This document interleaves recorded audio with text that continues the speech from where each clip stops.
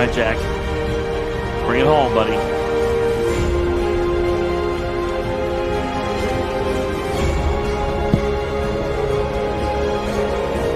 We were built for this moment.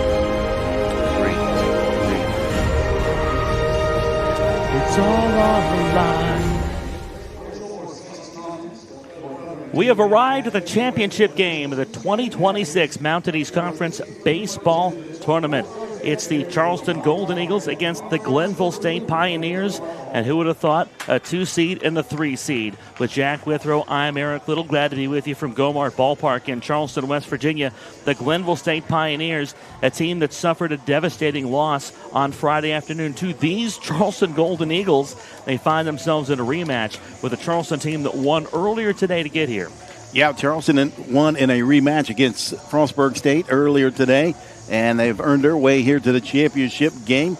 And like you said, Glenville State, a devastating loss to the hands of these Golden Eagles the other day in a walk-off and a bit of a throwing error to give the victory for Charleston. But a lot of familiar faces we'll see, especially on the mound in the starter here today for Glenville State. He's wearing a different jersey and a different number, but it's the same guy underneath that jersey. And starting pitcher, Zach Dellerman. Andrew Coburn leads off for Charleston. Colin Kemp, the third baseman. Trent Dozebach, the designated hitter. Derek Cease, the left fielder. Abe Fenwick, the center fielder. Maxwell Lane, the right fielder. Ryan Camella catches. Ashton Cochran at first. And John Stansberry at second. The first pitch is a ball low and away at 5:21 this afternoon from Zach Dellerman. Yes, if you've been following this tournament, the Zach Dellerman on the mound to start this game. We'll see how long he's able to go that tired right arm. The pitch, low and outside to Coburn. 2 balls and no strikes. Last time we saw him, 5 innings pitch. Gave up 3 hits, 1 run. That was an earned run. And 2 walks and a strikeout. 71 degrees on a comfortable late afternoon in Charleston. The 2-0 in there for a strike. Had a lightning delay in Game 1 today between Charleston and Frostburg State. A 30-minute delay. We had some very light showers around that time. It's been dry since. The 2-1, a cold strike on the outer edge. And Dellerman battles back. He's battled the entire week, Jack. That he has. As he'll step back up on the rubber. I talked to his dad just before today's game, and it kind of threw me off because Zach's older brother Tyler played at Charleston. Coburn fouls it away. And Pat Dellerman walking through the concourse hollered at me, and it took me a while, and then because he had the Glenville blue on. Yeah. And so sometimes that's how it goes. You see a familiar face, but you just can't quite place the wardrobe. The 2-2. Breaking ball. Oh, that's a good pitch. And Coburn watches ball 3. Plate umpire here for this championship game, Ben Smith behind the plate. First base, Greg Losh. Second base, Mark Mill. And Tony Veltri down at third base. A 3-2 pitch from Dellerman. That's high. Coburn draws the leadoff walk. Colin Kemp digs in. Grayson McNeil in left for Glenville State. Jacob Meadows in center. Ashton Crace in right. Carlos DeJesus at third. Adam Bright at short. Gavin Blair at second. Colby Guy at first. And Luke Swigert catches Zach Dellerman. Eric, I'll correct myself. Tony Veltri's down at first base. Mark Mel at second. And Greg Losh at third base for the umpires. I don't make too many mistakes, but when I do, I blame it on other people. Here's the pitch. Kemp takes it upstairs for ball 1. Hey, it's a mistake you make it the first time, but it only becomes an error when you fail to correct it, my friend. There you go. Fist pump. The more you know. Yeah. The star. Yeah. Colin Kemp has known a thing or two about hitting and fielding. An excellent third base he's played this tournament. Couldn't hold up the swing there, and it's 1-1.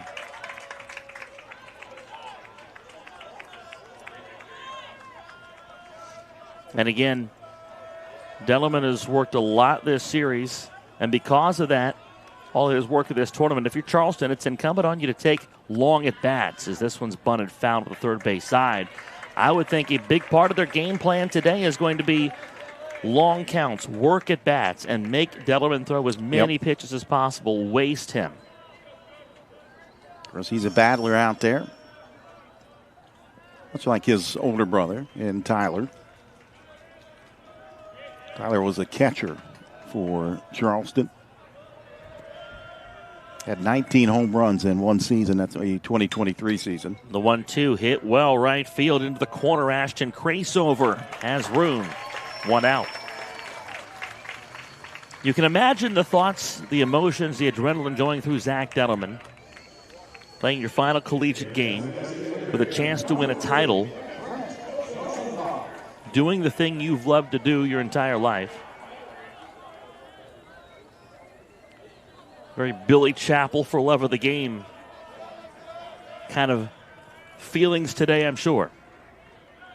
Here's Trent Dosenbach. Taken on the inner edge for cold strike. A lot of guys today, I imagine, woke up and not far from their mind the thought that this is their final career game.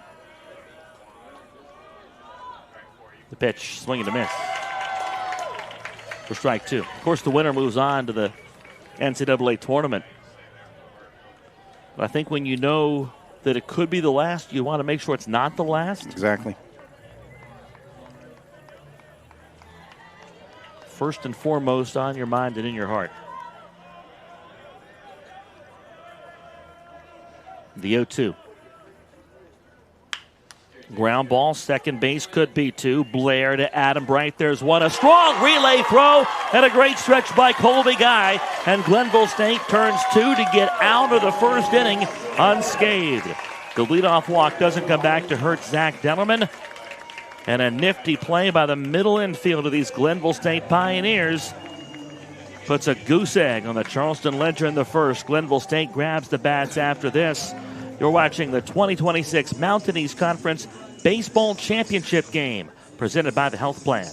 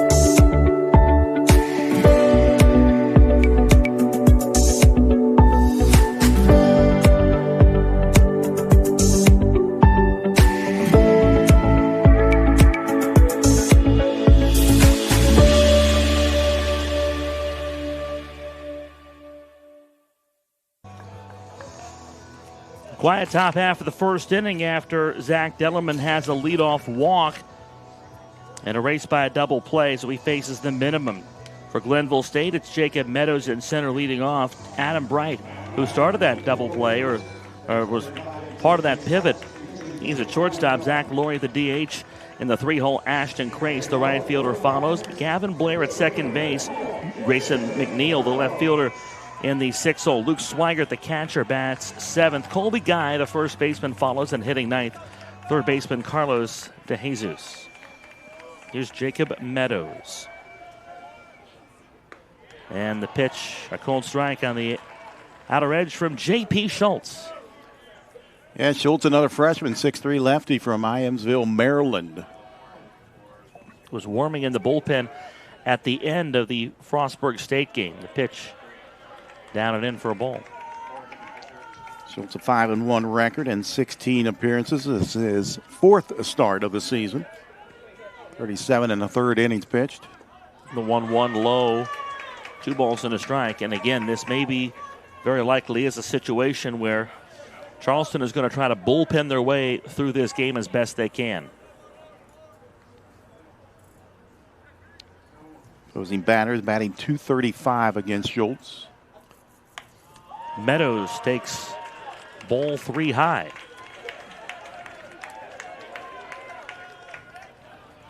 The Glennville State fans, I think, have moved from the dugout into toward behind home plate here. A cold strike on the inner edge. Really from the back edge of the dugout all the way toward the home plate area. That's why they seem as loud as they do. the 3-2. Jack swing. Did Meadows go? They say yes. He tossed the bat, was ready to trot to first. Greg Losh down at third, making the call. A good angle of this. Derek Season left for Charleston, Abe Fenwick in center, Maxwell Lane in right, Colin Kemp at third, Andrew Coburn at short, John Stansberry at second, Wyatt Cochran at first, and Ryan Camella catches J.P. Schultz. Adam Bright takes a ball low and in. Stansberry having a good tournament over at second base. So again, two very different approaches from a pitching standpoint. It really is dictated by who these guys have left. Outside for ball two. In that victory over Frostburg State earlier today, Charleston getting production out of that lower third, where they produced 5 hits from Cochran, Stansberry, and Drew Lucy.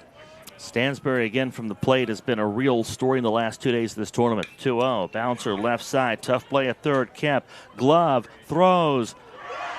It's there, but Wyatt Cochran can't hang on, and an infield single for Adam Bright.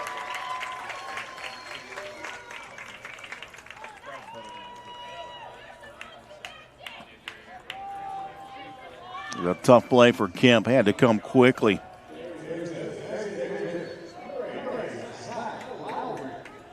Official score given an error. That's a tough one because, again, should the ball have been caught? Yes, but that's a tough play to make. It's not exactly a chest-high throw. That's a ball to Zach Laurie.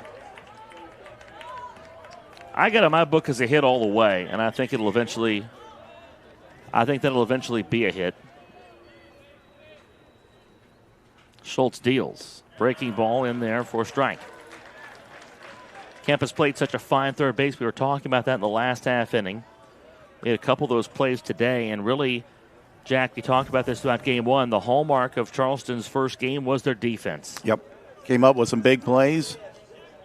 Play at home to cut down a runner early in the game. A couple fine plays from Kemp as well. Ball outside.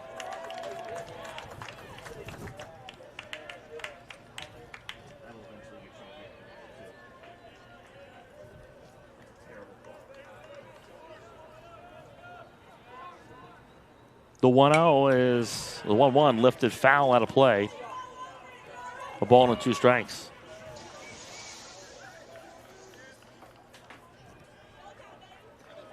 And Charleston buoyed in game one by the fact that they got 6 innings out of 2 guys that had not pitched this tournament.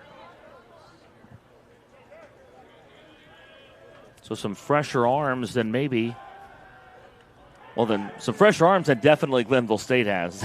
We have seen a lot of Zach Dellerman this week.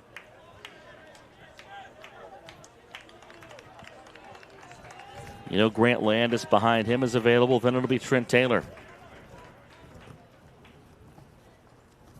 Laurie awaits the 2-2. Rockets it. Leaping grab at second by Stansberry. The throw back to first. Yes, they double him up.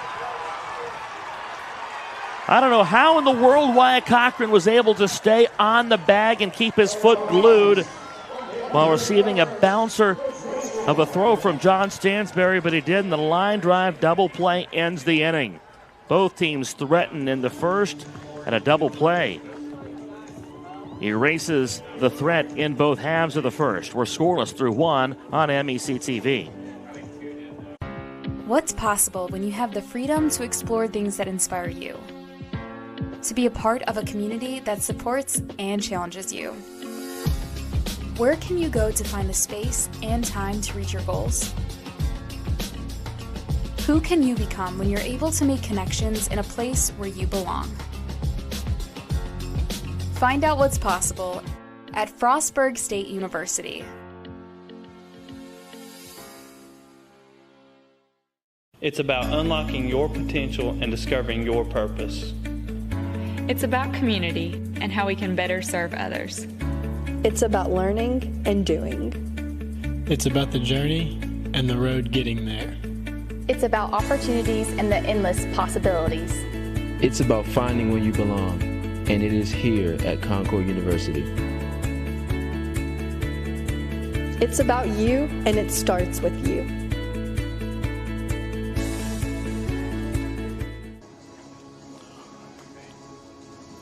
Both teams put runners on in their respective halves of the first, and both teams come up empty. In this Mountain East Conference Championship game, we're scoreless as we go to the second inning. My name's Eric Little, alongside Jack Withrow. While we have a minute, let's give a shout-out to our video productions team. A lot of these folks on our crew have been here all week. Yep. You know, ever since Wednesday, and they have done a fine job. The camera operators, of course, we're doing. Got the one, the only Brian Shepard calling the shots for us down here. But Andrew Boland on the directing the cameras. Of course, video productions, and Butch Mounts running a split crew. Yeah. Or split squad, since we're talking about baseball. They crew down in Salem, Virginia for the Mountain East Conference softball tournament that concluded yesterday.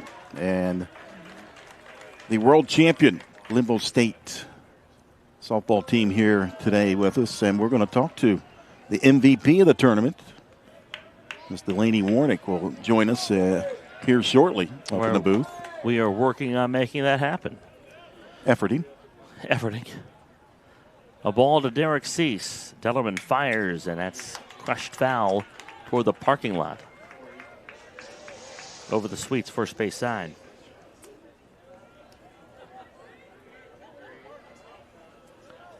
Busy day for us today. We'll hear from Reed Amos, the commissioner of the league. And we'll describe a championship game. That's a strike on the outside edge to Cease. Always fun when the trophy is on the line.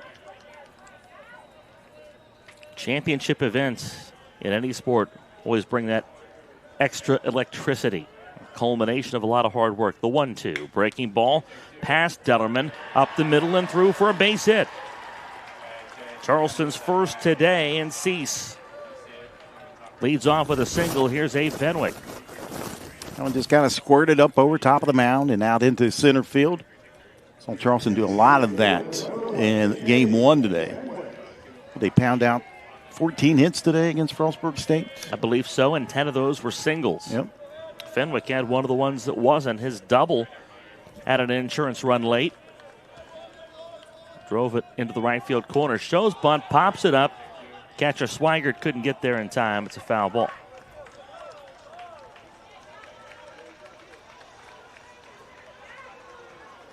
And Fenwick out of George Washington High School here in Charleston.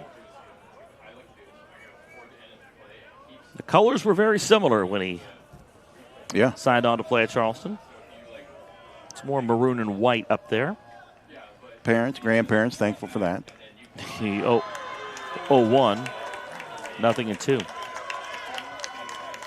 mean, the logo gear is one thing, but there's a lot of parents that have accent pieces, you know, that maroon sweater that works with everything.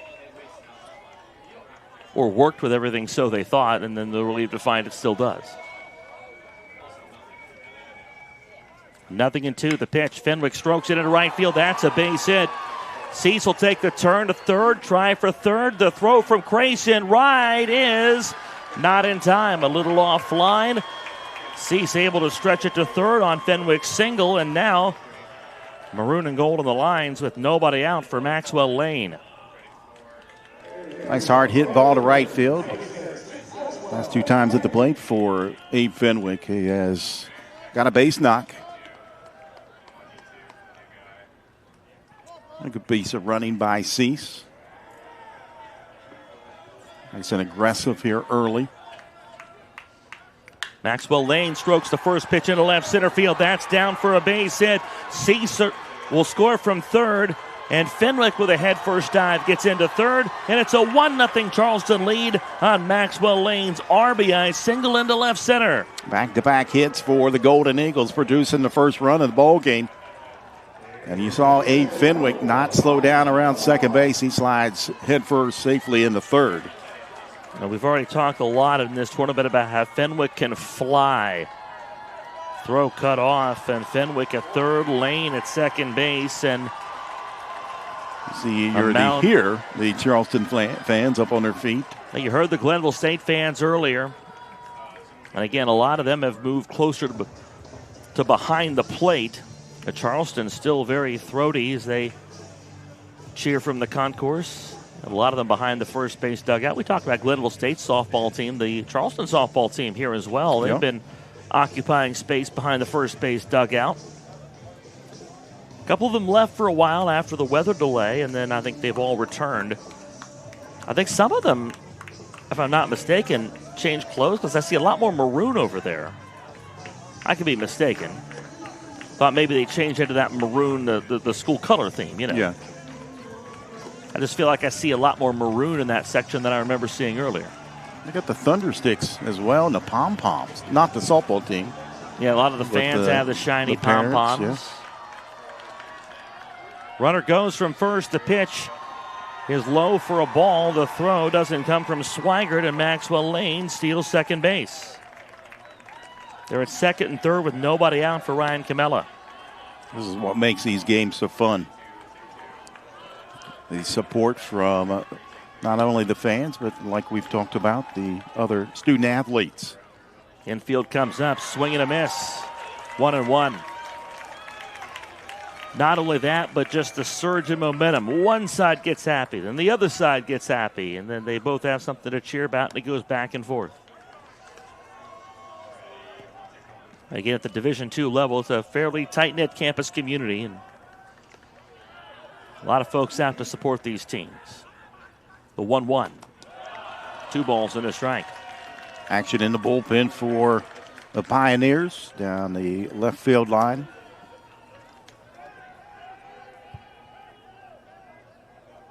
I believe that's Luca Moore.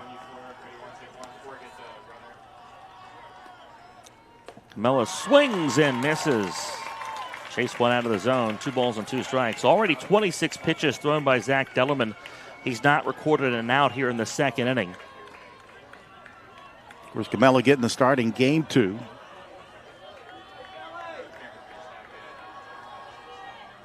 The 2-2. Camella hits it in the air. Left field should be deep enough to score the run. McNeil under it. Makes the catch. Here comes Fenwick to score. And it's a 2-0 lead for the Charleston Golden Eagles.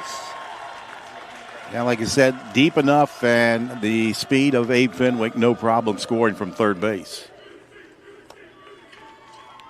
Lane remains at second base. Here's Wyatt Cochran, the first baseman. We talk a lot about the pitchers and how much they throw out on the mound. We don't talk too much about how much innings the catchers have been catching. That's an excellent point. And we do see Camella getting a start today over Drew Lucy, who got the start in game 1. That's a line shot from Ashton Cochran into center field for a base hit. Lane had to hold a third to make sure it got through. The throw pulled in by Swigert, and they're at the corners with 1 out for John Stansberry. Charleston coming out swinging here in the top half of the second. It's an aggressive approach here from Charleston. They're jumping all over Dellerman. And we talked about how it might be imperative for them to make him work and take some pitches. They feel otherwise, and it's working out for them. So John Stansberry has been swinging a hot stick in the last couple of games of the tournament. A double from him today. The pitch knocked down by Swigert. The runner from first, Cochran, doesn't advance. Ball 1, a double and a single today. And a double from him the other day. I believe you're right. Redshirt junior Luca Moore from Hurricane, West Virginia, warming up in the bullpen for the Pioneers. Stansberry fouls it away, 1-1. So you had double against Frostburg State and then a double against Concord on Saturday. So not only has he hit safely his last 2 games, he's doubled in both. Dellerman up to 28 pitches now. The 0-1. Swing and a miss. You really do wonder, what is the leash on Dellerman? What is the pitch count? What do they need to see or not see to make them make a change? I'm sure we'll be given every chance to work out of this jam. The pitch is lifted into left. It drops for a base hit. 3-0 Charleston as Maxwell Lane trots across the dish. And another clutch hit for John Stansberry. Kid coming up big in this tournament for John Stansberry. Filling in for Moose Lamont, who is unavailable for tournament play. You just love the story of a guy who picks the absolute best time of his season, maybe his career, to go on a heater. Back to the top of the order for the Golden Eagles and Coburn. 5 of the last 6 hitters have singles against Dellerman this inning. The pitch outside. Coburn, the 7th batter of the 2nd inning. It's already a 3-0 lead for Charleston. But we saw Glennville State erase an 8-0 lead yesterday. They are unfazed. That's true. Last fastball registered at 89 from Dellerman. The 1-0 downstairs.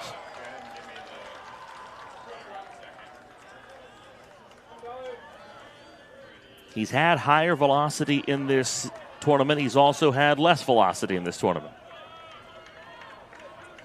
Sun peeking out. It's been a fairly dry day, save for a few intermittent showers. The 2-0 catches the corner, backdoor slider.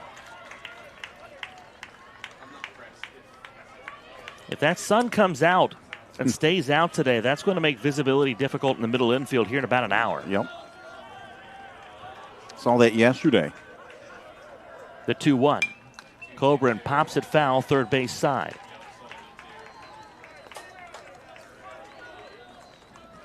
We saw the middle infielders. We have seen the pitcher on a few different occasions have trouble receiving that throw back from the catcher. The sun sets here at Gomart Ballpark behind the press box, behind home plate. 2 balls and 2 strikes. The pitch to Coburn. Swung on, hit in the air, left center field, and it's going to get down for another base hit. Dropped by Meadows. Cochran around third. He'll score. The throw to third. Not in time. Stansberry stretches it from first to third. And Andrew Coburn's single is the 6th hit this inning, and it brings home a 4th run, and the lead swells to 4-0. Now you see head coach Jimmy Mullins out of the dugout, and this may be it for Dellerman. That one sliced away from Meadows in center field. Meadows didn't have a play at the plate.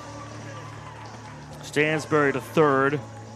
Coburn out with an RBI single, and let's take a moment here to appreciate Zach Dellerman. Yep. The entire dugout comes out, and less joyous of a departure than his outing yesterday when he threw 5 innings in relief for these Glennville State Pioneers, giving up a run on 3 hits. He walked 2 and struck out 1. A guy who, by all metrics, probably should not have pitched today. Left it all out there with his right arm and his massive heart. Look at that. That's a really, really classy move from Drew Peterson. Dean Peterson, the head coach of the Charleston Golden Eagles, to come all the way down from the third base coaching box and congratulate Dellerman. I guarantee you that is not just for this outing. That is for what he's done this week in Charleston. And his career, too. Played at Wheeling, then transferred to Glenville State. Not the day that Dellerman wanted it to be, but he departs. Hands it off to the bullpen. Colin Kemp will be the 8th batter this inning. 4-0 Charleston. Will be back after this from Gomart Ballpark. Tomorrow's innovators, teachers, caregivers, researchers, leaders, and creators all have one thing in common. They started out just like you. At West Liberty University, you are the focus. This is a place where you will gain the skills, knowledge, and confidence to change your life and the world around you. It all starts here, with you. Visit westliberty.edu to start your journey. It's all here at West Liberty University. Glennville State University offers cutting-edge programs, small class sizes, and dedicated faculty providing students with a personalized experience focused on their success. With the lowest tuition in the Mountain State, every student has the opportunity to achieve their goals. At Glenville State University, you'll find a community that supports, challenges, and inspires you every step of the way. From hands-on learning in state-of-the-art facilities to internships that connect you with real-world opportunities, we prepare you for the challenges and triumphs of tomorrow. Pioneer your future at Glenville State University. The new pitcher is Luca Moore. The right-hander faces Colin Kemp. He replaces Zach Dellerman, who threw an inning and a third, gave up 4 runs on 6 hits, a walk, no strikeouts. But Luca Moore facing the 8th batter this inning for Charleston. Colin Kemp takes a strike on the outside corner. Yeah, Luca Moore, not much in terms of appearances this year. Just his 7th appearance out of the bullpen, 6 innings pitched. 5 hits, 2 earned runs, 2 walks, and 6 strikeouts. They're at the corners with 1 out. The pitch downstairs. 1 ball, 1 strike. Got a 3.00 ERA and a 238 batting average against him. Kemp flew out to right field in the first inning. The 1-1 check swing. And strike 2. And I think Colin Kemp was trying to argue, hey, time was trying to be called. There was a ball that got out of the bullpen. It ended up behind the backstop, but umpire, pitcher, not aware of that apparently. 3-2. Or excuse me, 1-2.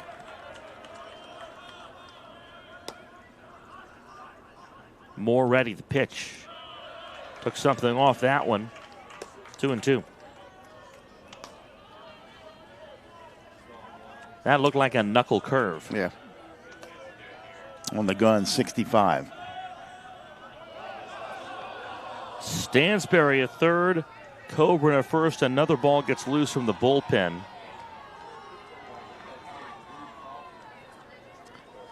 Jacob Gora firing it up in the bullpen for Glennville State. Here's the 2-2. Crank toward the bullpen, a foul ball down the left field side. Colin Kemp said, you're going to send 2 down my way, I'm going to send 1 right back at you. Cut that nonsense out down there.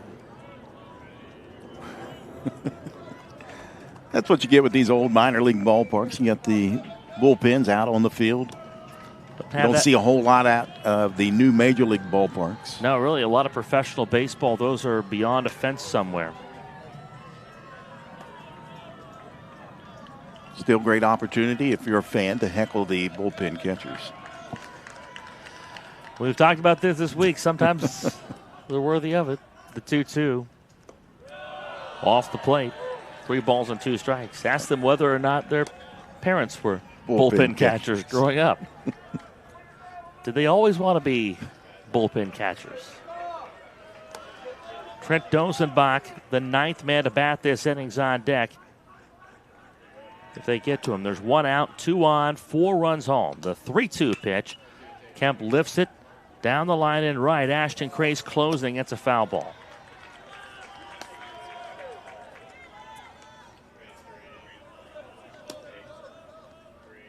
Six hits this inning for Charleston. They've all been singles. Started with a Derek Cease single. Came around and scored the first run. Another 3-2. Kemp swings. It hits this one well. Left center field. Grayson McNeil can't get there. Neither can the center fielder Meadows. Stansberry scores easily. Here comes Coburn all the way around. He'll score from first, and into third goes Colin Kemp with a 2-run triple. And Charleston pushes the lead to 7 runs. Colin Kemp, another player for Charleston, having a terrific tournament, not only at the plate, but down at third base. But he gave that one a ride in the power alley out in left center field. You see on that swing, he went down and got that one. It was down in the zone and lifted it out there for a 2 RBI triple. And check that, a 6-run lead. My apologies. 7 hits, 7th hit of the inning. Dosenbach, the 9th man to bat this inning. 1 out. The pitch popped out of play. All those runs, by the way, charged to Dellerman. His outing finishes 6 runs, 6 hits, a walk, and an inning and a third. Infield up with 1 away for Glennville State. They can afford no further damage. The 0-1 outside.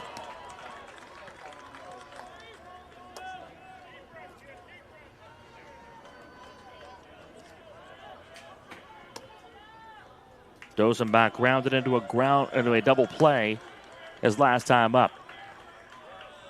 The 1-1 from Moore, that's outside. Last night, these Pioneers down 8-0 to the hottest hitting team in the tournament at the time, the Frostburg State Bobcats. So they rallied back for an 11-10 win. Here's the 2-1. Hit off the end of the bat, a line drive caught at third. Kemp back to the bag, 2 outs. Heads up by Kemp, getting back to the bag quickly. So Derek C. started the inning with a base knock, and he bats for the second time this frame.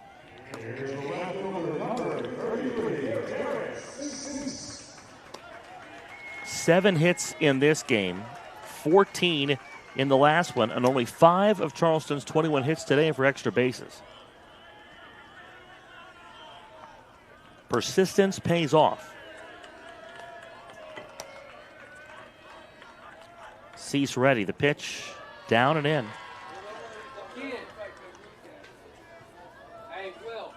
Moore is already at 13 pitches, facing just his third hitter of the inning.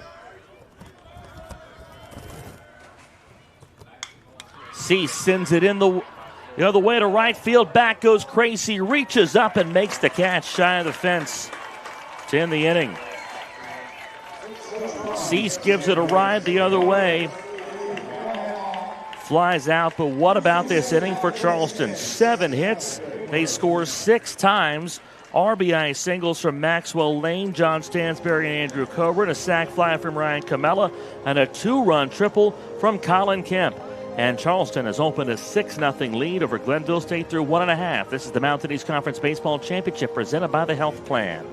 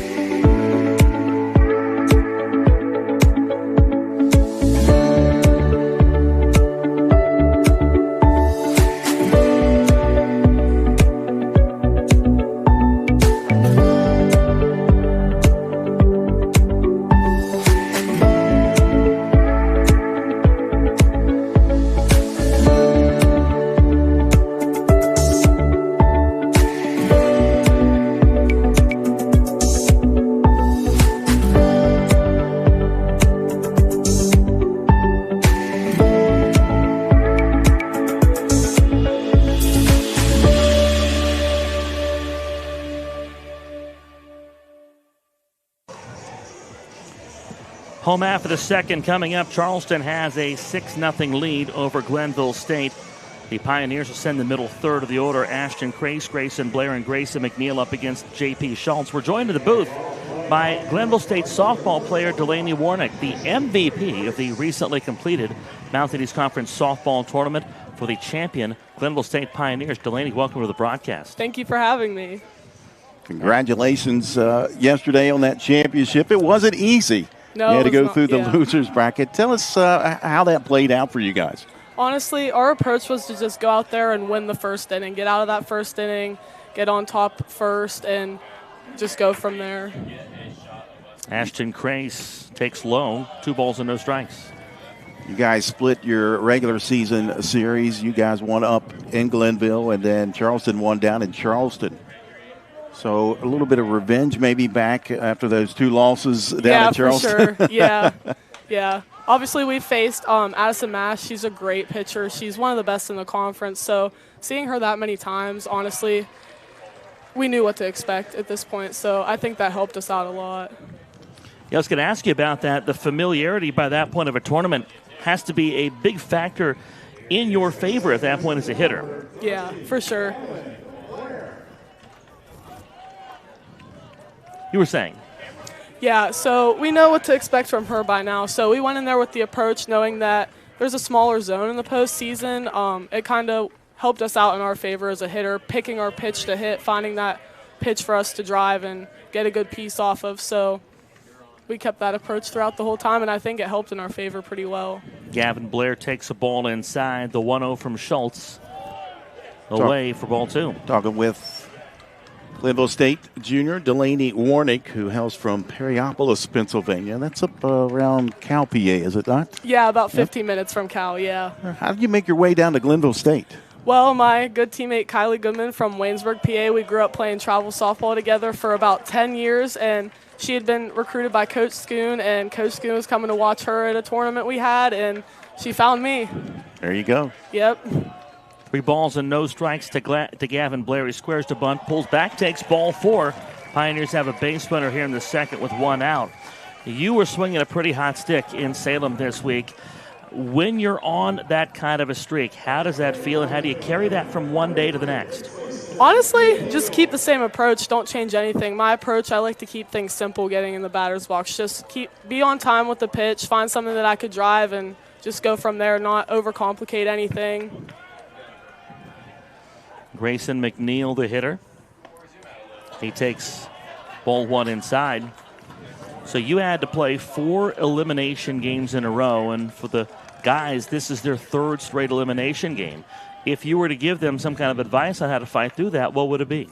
Honestly, a lot of championships are won that way. I believe Charleston softball last year, that's how they won it. Yeah. So it's not out of reach. Coach Schoon actually told us, would we rather have the bumpy road and get what we want, or a smooth road and not get the outcome we want? So it's a great way to look at it. For sure. Head coach Sarah Schoon for Glenville State. Talk about what it's like playing for her. Oh, it's awesome. Yeah, she really knows how to lead a team, motivate us, get our minds right before a game. What she's done for this program, it's just great playing for her. Each year we just keep getting better and better, and that's one of the sayings she tells us is to get better as we go, and I feel like that's exactly what she's done for this program as well. McNeil takes a ball low, 3-0. 6 home runs in 7 games, 18 runs batted in. I don't think I had 18 runs ever batted in a season, let alone one tournament. I'm not sure I had 18 hits in a season, let alone one tournament. The 3-0 taking all the way. McNeil walks. 2 on with 1 away as Luke Swigert stands in. There were a lot of folks here in Charleston that were very aware of what was going on in Salem. How aware were you in Salem of what was going on here? Were there regular updates? Somewhat, yeah. Whenever we weren't playing, a couple of my teammates and I, we had our laptop open watching our Pioneers play too, so. When did you know you were going to come up here today to make this trip after being in Virginia yesterday? Yeah, honestly, today it was very last minute. About 3 o'clock, my teammates and I decided, let's go watch them. Did you bring the trophy? No, we did not. But some of our girls have our shirts on. Yeah, I down saw there. the T-shirts. Yeah. Swigert takes high. We were predicting a lot of T-shirts today. You've got not the Champions shirt on, but the tournament shirt. Yep. If you can see her in the picture, she's the one in white. You see her on the monitor. She's the much better looking one. she's waving there. There she is. Round with Delaney Warick. The 1-0. Swigert takes a cold strike. 9 straight balls thrown by J.P. Schultz before getting one into the zone there. Yeah, Jack wanted to see the trophy. He was hoping the trophy was going to come. 2 on, 1 away. Schultz fires a cold strike. I saw people walk in with poster board and markers. I'm glad that you made that decision to stop at a Walmart on the way here. And Yep, Dollar General. Oh, DG. Yeah, we got some noisemakers down there. DG's clutch for so many things. Yep, for sure. The 1-2. Swing at a foul tip. That takes me to my next question. We were talking about, Division II is much smaller schools, smaller enrollments. But you guys support other student athletes around campus. Yeah, for sure. The support really runs deep throughout all of our sports. Around with Delaney Warick, the MVP of the 2026 Mountain East Conference softball tournament. The 1-2. Swung on, bounced off the mound, gathered at second. The throw offline. Here comes the runner around third to score, and Glennville State's on the board. They rule McNeil is out at second base in a bang-bang play. Swigert reaches on the fielder's choice, and the errant throw brings home Blair. He scores on the throw, an error, and it's a 7-1 or a 6-1 ball game. So McNeil out at second. Swigert reaches.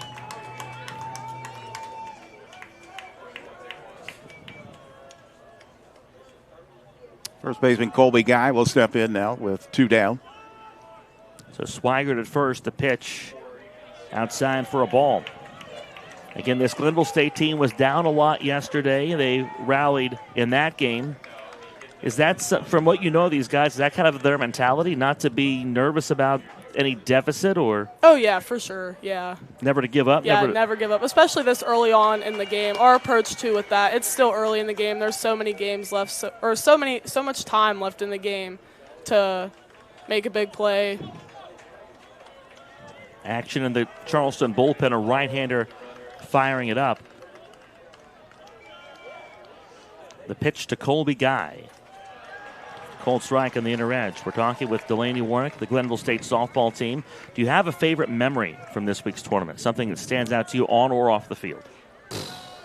Honestly, just winning it as a whole. We've talked about it. Obviously, this is my 3rd season here. Since I've gotten here, we've talked about winning this championship, and it's just so surreal to have accomplished that. Did the moment match your imagination of it? Was it what you would imagine? In a way, yes, but it hasn't sunk in yet. It's just so surreal. Still on cloud 9. Hey, yeah, that's sure. Not a bad place to be. That one is yanked foul into the first base dugout, just in front of the dugout, and that is why they have the protective railing and the netting in front of that. Of course, you guys will get to order some rings. Yep. So that's always fun. For sure. You have any decision on what it'll look like?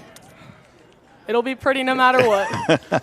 The 2-2 pitch popped up by Guy to the third base side. Colin Kemp squeezes it and makes the catch to end the inning. So a run scores, and Charleston takes a 6-1 lead into the third. Delaney Warick, congratulations on a fantastic week in Salem and a fine tournament and for winning the championship. Thank you for joining us today. Thank you so much for having me. It's Delaney Warick, the MVP of the 2026 Mountain East Softball Tournament. Here at the baseball tournament, Charleston has a 6-1 lead through 2 on MEC TV. You have dreams. A better life, a better job, a better you. So where do you start to build the skills necessary to get there? At West Virginia State, you are not just a number, you are who you choose to be. You receive personal attention from award-winning faculty. You study in nationally recognized programs. You learn the skills that will get you the job you know you can have. No matter where you want to go or what you want to do, it starts at State. Being a champion takes more than skill, more than endless drills, more than using your head. Being a champion takes the heart to give it your all, the agility to thrive from any angle, and the relentless drive to be the best. Welcome to Division II, where the pursuit is yours to create. And the question isn't, can you do it? It's, will you?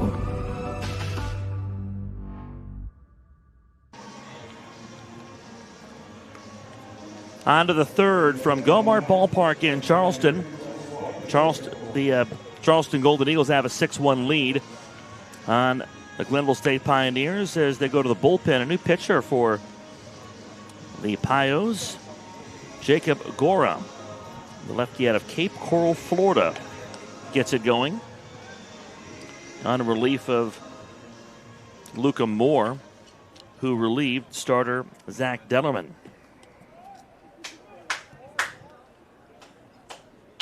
Gora, 4.38 ERA, 1-0 record, and 11 appearances. He's got 3 starts on the season. 24 2/3 innings pitched, 20 hits, 12 earned runs, 22 walks, and 35 strikeouts. 206 batting average against him. Gora has pitched before in this tournament for Glennville State. Eric, I don't think you could wipe off that smile from Delaney Warick right now. No, you can't. A lovely young lady and did pretty well in the broadcast booth. She said that was her first time ever doing an interview. I wouldn't have believed that had I just been given the video no context. She was fantastic. On cloud 9, and I can believe that. Yep. Hasn't really hit home yet. Abe Fenwick stands in. Charleston sent 10 to the plate in the second and scored 6 times. Fenwick takes a ball high. The very first game of this tournament, Glennville State won 14-7 over Wheeling. Gora threw an inning in the third in relief of Zach Dellerman. Gave up a run on 2 hits, a walk, and struck out 4. It's out of play.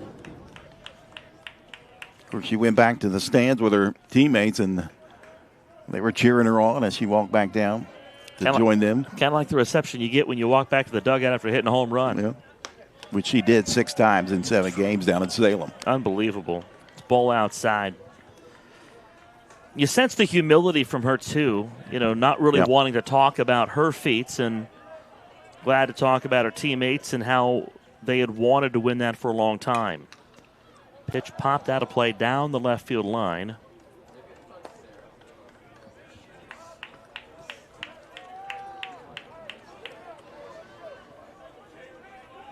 Two and two to Abe Fenwick. That one drifts out of play.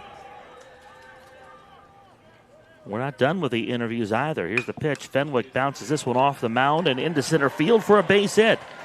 Boy, Fenwick swinging a hot stick, a double in his last at bat in Charleston's win earlier today against Frostburg State, and now back-to-back singles from him in his first 2 plate appearances. Here's Maxwell Lane. Yeah, that one just working its way back up the middle and into center field. So leadoff runner aboard. We'll be joined here in a short time by Reed Amos, the commissioner of the Mountain East Conference. Lane shows bunt, pulls back, and takes a ball. Really a guy that does not need an introduction. Not in this league and not in college sports. The Mountain East Conference has earned a respectable place in the college sports landscape. Breaking ball in there for a strike to Maxwell Lane.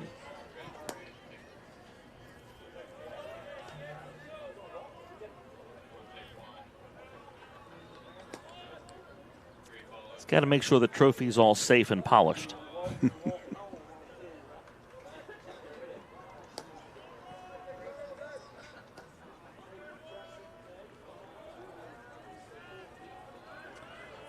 One and one to Maxwell Lane. Gore a long pause and a check of the runner. Deals high, 2 balls and a strike. A lot of alumni from both of these schools in the house. 2-1 downstairs. 2-2, or 3-1.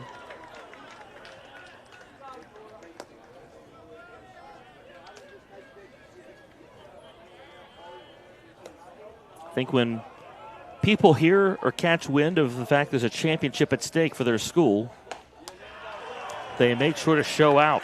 Maxwell Lane walks. 2-1 with nobody out for the catcher, Ryan Camella. Camella again getting the start here in game 2 behind home plate. A sacrifice fly. And inning number 2.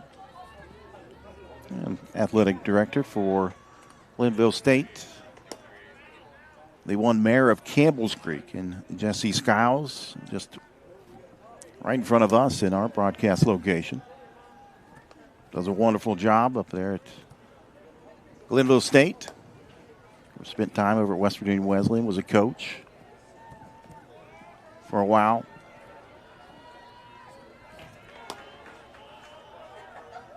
Helps out with a lot of things around the Mountain East Conference. It's a real community. Everybody pitches in, you know. You'll hear his voice on the PA and the track and field championships. Camella squares to bunt, pulls back for ball 1. It's what I like about this level of college sports, because it really just seems like everyone pitches in a little bit to make the league better. The 1-0, bunted foul.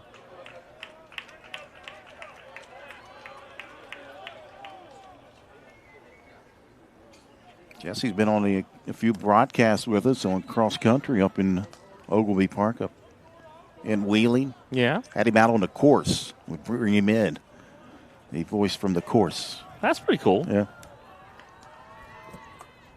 A ball and a strike. Camella squares and misses. Strike 2.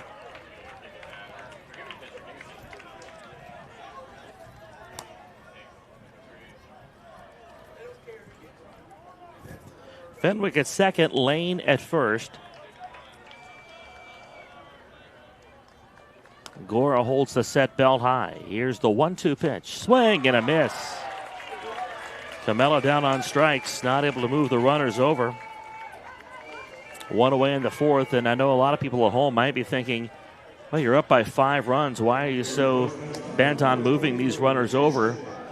Again, both of these teams have ample evidence that no lead is safe in this tournament. Charleston lost a 6-0 lead in an 11-6 loss, or 12-6 loss to Frostburg State on Thursday. Glennville State overcame an 8-0 deficit. Here's Ashton Cochran, ball 1 low. These teams need no further proof.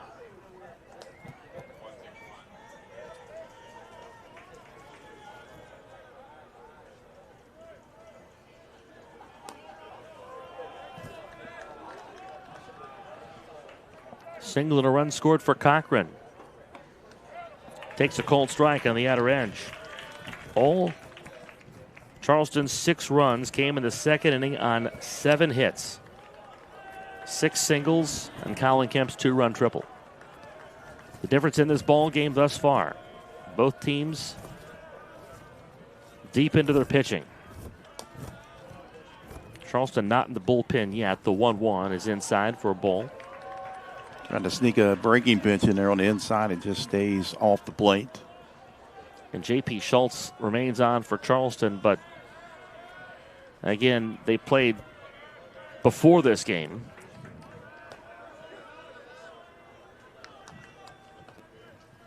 Here's the 2-1. It's bounced foul.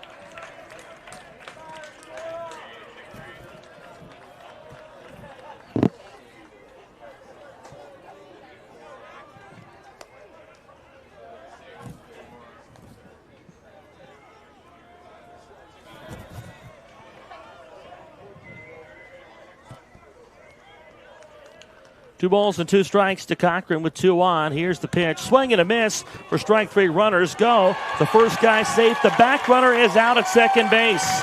Maxwell Lane cut down trying to steal. It's a strike him out, throw him out, double play to end the 3rd inning. So Fenwick into 3rd. Lane cut down. Cochran strikes out. And the caught stealing after the strikeout ends the inning. We'll go to the bottom of the 3rd. It's a 6-1 lead for Charleston at the Mountain East Conference Baseball Championship presented by the Health Plan. Davis and Elkins College continues leading the way, and we did not slow down even during the global health crisis.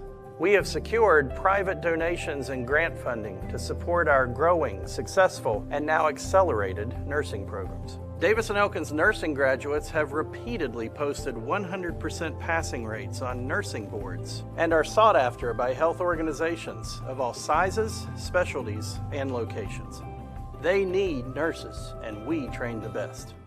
For over 4 decades, the Health Plan has been rooted in your community and the state of West Virginia, a steady part of your family and your business. We're here for you, with health services designed to manage and improve your well-being. The Health Plan is powered by a team of dedicated healthcare professionals and trusted local partners, because your health deserves more than just coverage.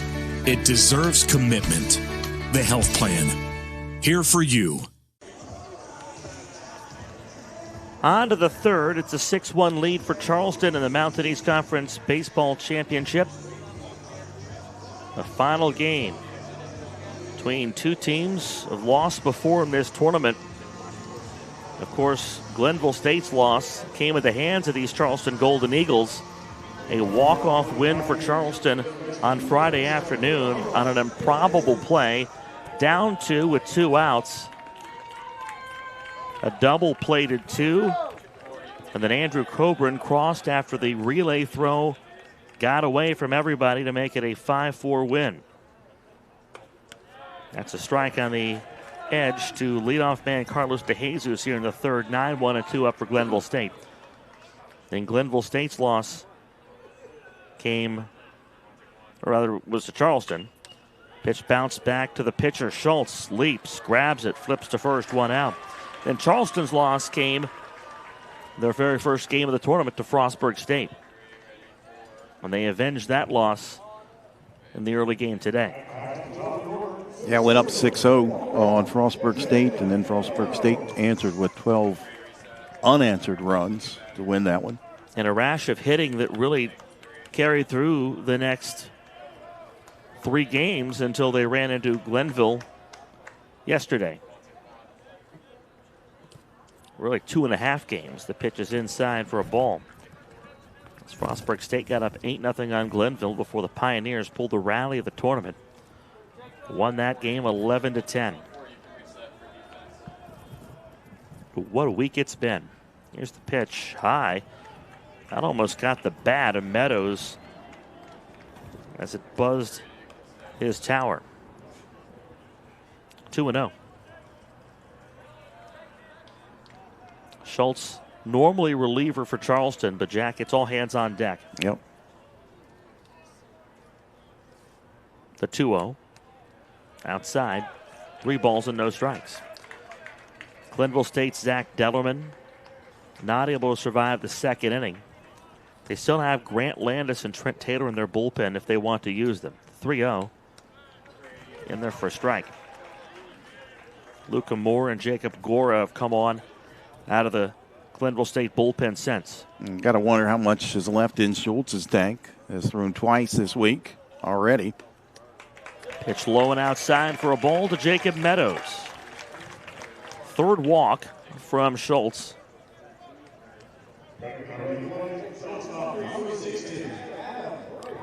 I think we're at the end of the line here as Dean Peterson will come out and take the ball from Schultz. 2 1/3 innings of 1 run, 1 hit baseball. He walked 3 and struck out 1 and gave it his all. Officially no hits. As they say, Adam Bright reached on an error in the 1st inning. We'll go to the bullpen with 1 away in the bottom of the 3rd and a runner on. It's Charleston 6, Glenville State 1. We'll say about the new pitcher after this on MEC TV.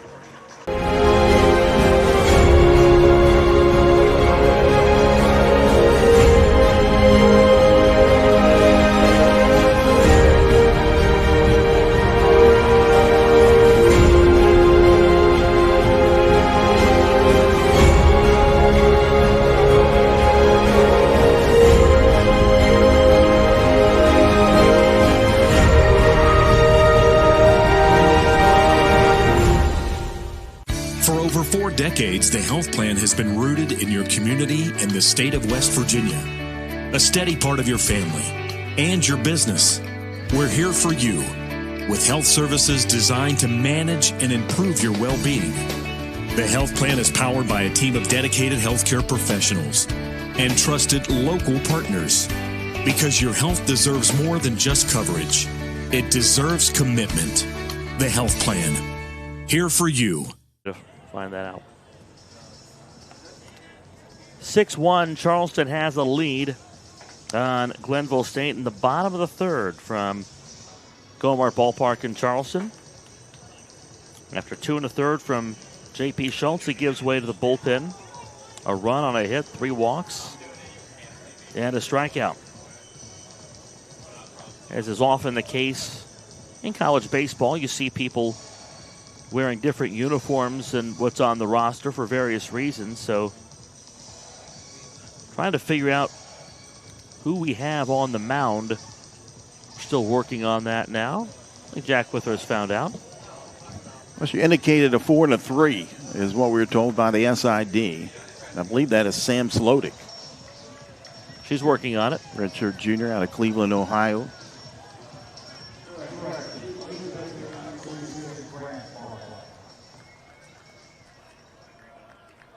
Grant Barclay, we're told, on the mound.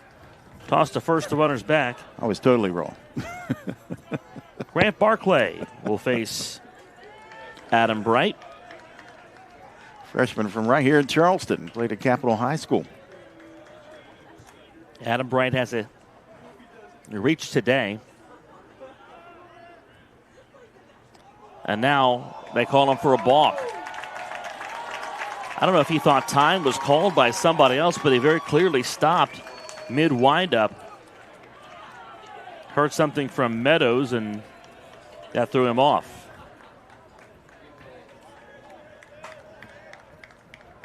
Yeah, take a look at this. Yeah, something was up. I mean, you got- just don't stop. You got to throw the pitch, no matter what.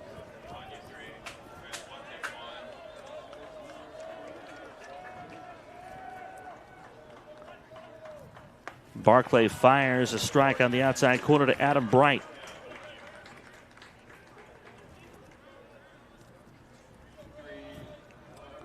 All 7 runs in this game scored in the second inning. Charleston with 6 of them. They sent 10 to the plate to do it and stroked out 8 hits. Or 7 hits in that inning, or 6 hits in that inning. They got 8 today. This one's popped to the dugout. Camella runs out of room.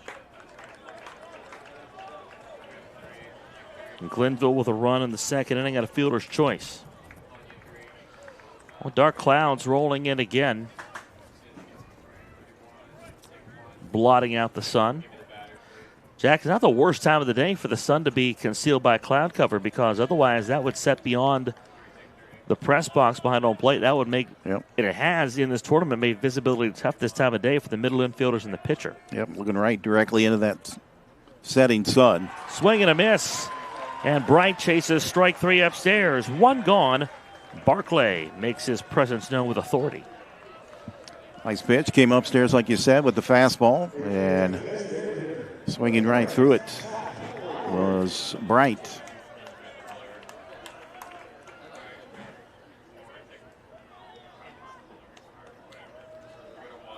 Zach Laurie lined into a double play to end the first inning. Swing and a miss. 0-1 from Grant Barclay.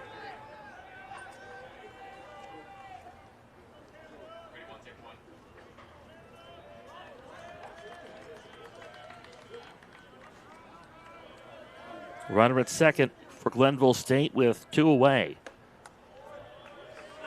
And Laurie takes high.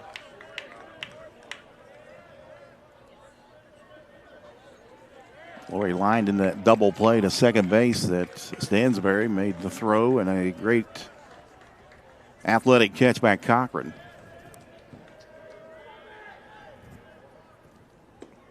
1-1 down and in on Laurie. Just feels like the momentum in this park is shifting slowly and will definitely shift to the blue dugout if Laurie is able to bring home a run here. He got one back in the bottom of the second. The 2-1. Just off the plate, 3-1. We ask of these pitchers how much is left in the tank, but it's also fair to ask of Glennville State as a team, can they be expected to come back from a multi-run deficit for a second straight day? But again, you have to adopt that never say die attitude. The 3-1 is driven into right center field. That's down, and that's going to bounce all the way into the fence. Meadows scores to second. Laurie sliding in with a double. And on Glenville State's first hit of the day, they put up their second run, and it's a 6-2 ball game here in the third. Nice piece of hitting by Zach Laurie. As you take a look at that one, right down the middle, and he poked it out into the gap in right center field for that RBI, a 2-out RBI for Laurie.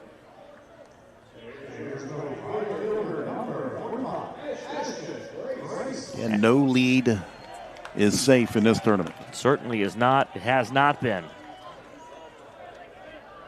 Sky's glowing a little bit darker here with some cloud cover.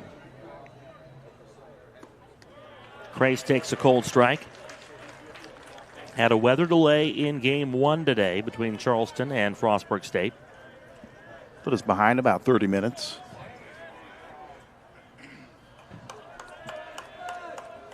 (6-2) score. Crace pops up the 0-1. First base side. Do they have room? They don't. Wyatt Cochran gave it a look. It's out of play.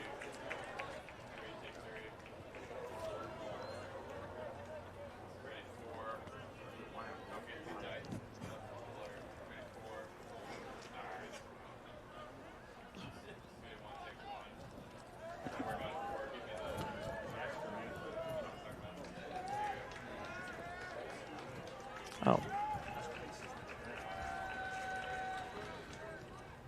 Ashton Crace bounces this one to third, knocked down. Play by Colin Kemp. The throw gets away from Ashton Cochran to third. Goes Zach Laurie. We've seen Colin Kemp make so many fine plays at third. He knocks down this screamer and then chucks it across the diamond offline. Ashton Cochran tried to come up with the pick there at first base. Couldn't do it, and that allowed. Well, Laurie was running anyway, but he's over at third base, held up there at third, as the ball didn't get too far from Cochran. And a non-sympathetic official scoring decision makes that an E5. Boy, Colin Kemp had a tough play to make. I mean, Crace runs well, beats a good throw more than not. Grayson Blair takes the ball.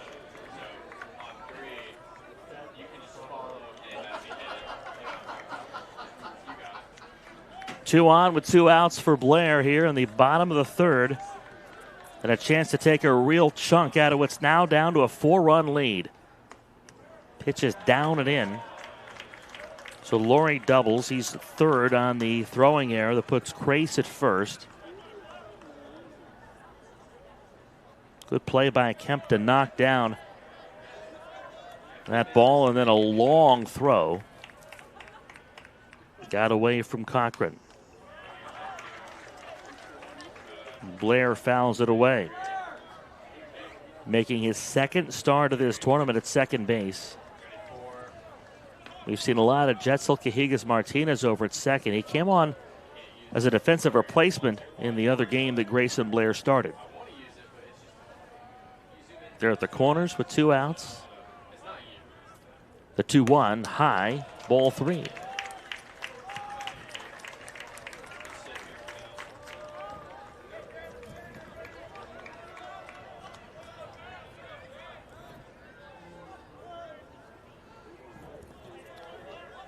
The overcast skies between that and the hour, lights are really taking full effect here at Gomart Ballpark. The 3-1 is down and in, and ball 4 walks the bases full for Grayson McNeil. And now, Jack, Glennville State has the tying run at the plate here in this third inning. Yep. Grayson McNeil, left fielder, threw a walk his last time at the plate. McNeil received a 4-pitch walk in his at-bat in the second. A little bit more pressure now on Grant Barclay. And just a freshman from right here in Charleston. McNeil takes a strike on the inner edge. Laurie at third, Ashton Crace at second, Grayson Blair at first, and Grayson McNeil.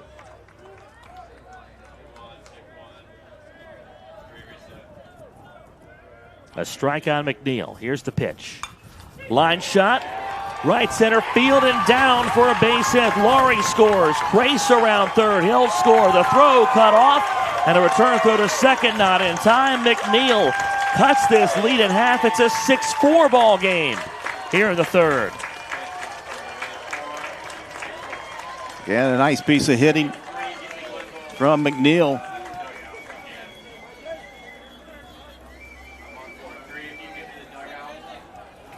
Take a look at the replay. That one right over the center of the plate, and they lift that out into right field.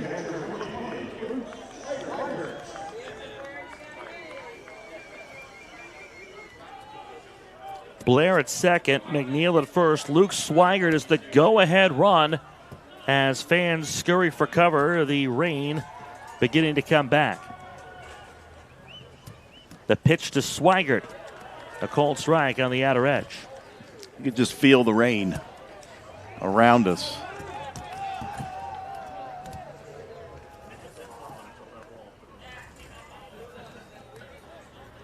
Swigert out on a fielder's, reached on a fielder's choice back in the second.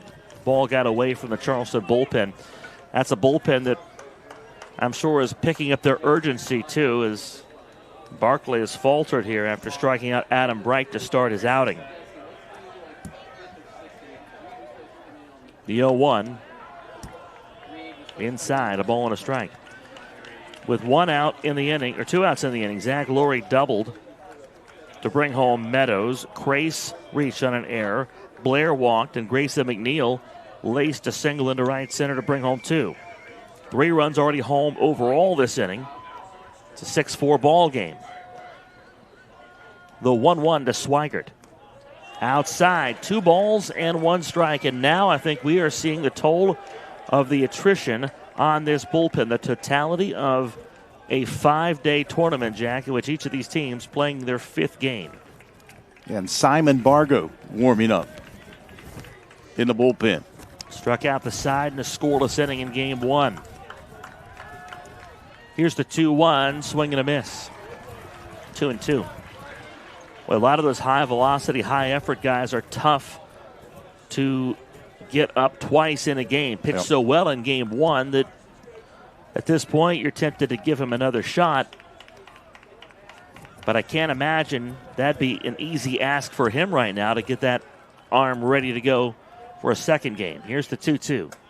Off the helmet of Luke Swigert to reload the bases.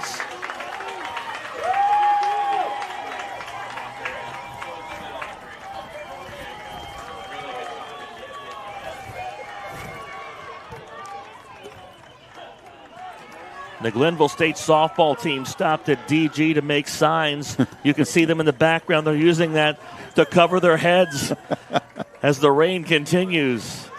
You got the noisemakers as well. They remain in their seats. Glenville State remains in business. Colby Guys, the 9th man to bat this inning for Glenville State. Grayson Blair at third, Grayson McNeil at second, Luke Swigert at first.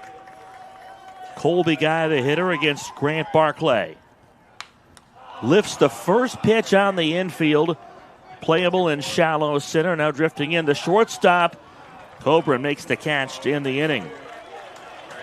3 runs on 2 walks, a hit batsman, an error, and 2 hits. Grayson McNeil with an Zach Laurie with an RBI double. Grayson McNeil drives home 2 with a single. Glenville State sends 9 to the plate. They score 3 times and through 3 innings. It's 6-4 Charleston here on the Mountain East Conference Digital Network.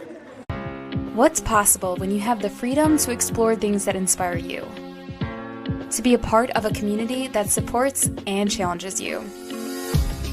Where can you go to find the space and time to reach your goals? Who can you become when you're able to make connections in a place where you belong? Find out what's possible at Frostburg State University.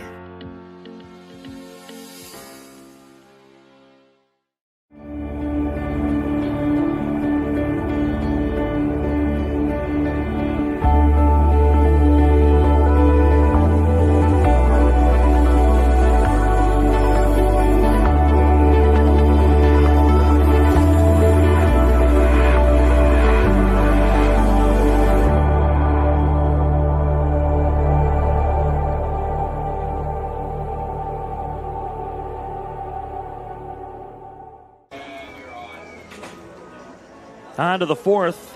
The Charleston lead trimmed down to 6-4 as the Glenville State Pioneers have scored the last 4 runs of this ball game, sending 9 to the plate to score 3 of them in the 3rd. And as we've done the entirety of this tournament, we pitch things over in the middle 3rd. My partner, my friend, Jack Withrow. Thank you, Eric. 6-4 ball game, Charleston leading Glenville State. And what I imagine will not be the final score here this evening. Jacob Gora, the left-hander, back out on the mound. He pitched his way through 1 inning here. Gora coming in for relief. 19 pitches. He's given up 1 hit, 1 walk, and 2 strikeouts. As John Stansberry, the second baseman, will lead off for the Golden Eagles.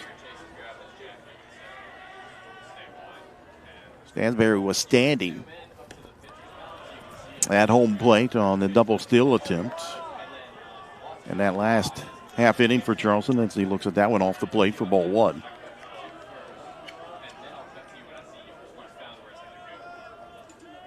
Singled on a fly ball out to left field.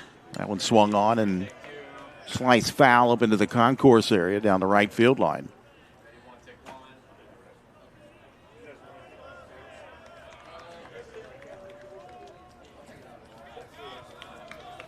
Stansbury scored in that top half of the second inning. Charleston leading 6 runs as that one's outside for ball 2, 2-1. An overcast sky, so some sprinkles in the air. Still a couple umbrellas up in the air. Girl sets and now delivers in a fastball, swing and a miss, 2-2.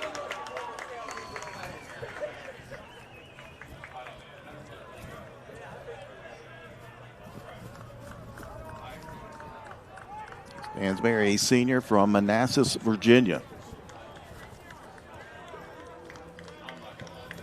2-2 pitch coming from Gora. Swung on, ground ball, left side. That one fielded by Bright into shortstop. Throws. And a stretch and a catch made by Colby Guy for the first out of the inning.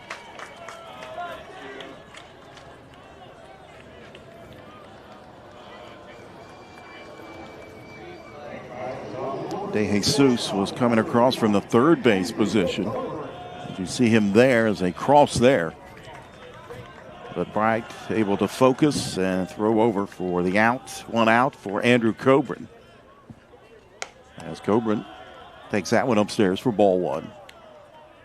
He's walked today, singled, came around and scored in the second inning, top half of the second inning. Fastball, this is outside, 2-0. Coburn from Ontario.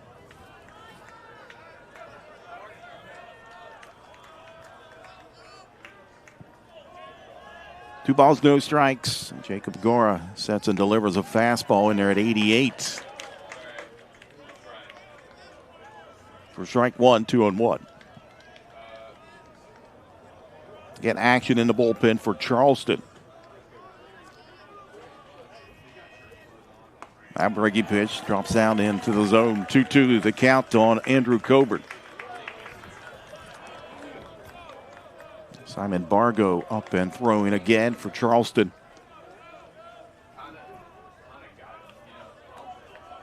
Deep breath, the 2-2, another breaking pitch, but that one stays upstairs, full count.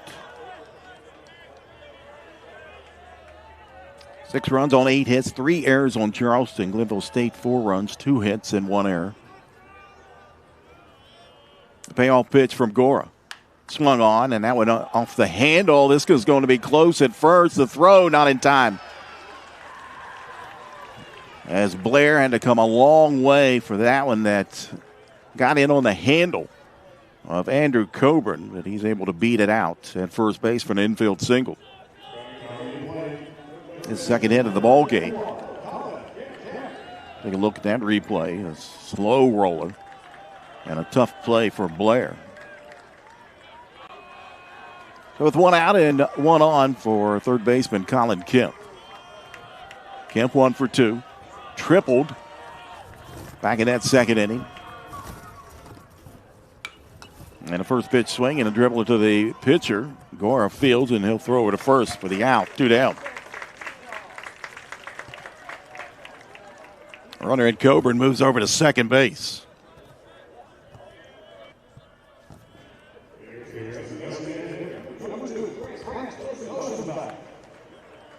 So now 2 outs for Trent Dozenbach. Take a look at that last replay. Dozenbach homered in game 1 today against Frostburg State that got the scoring started. He's 0 for 2 here in game 2. Gore checks the runner, now deals to the plate, and then pitch in there for a strike.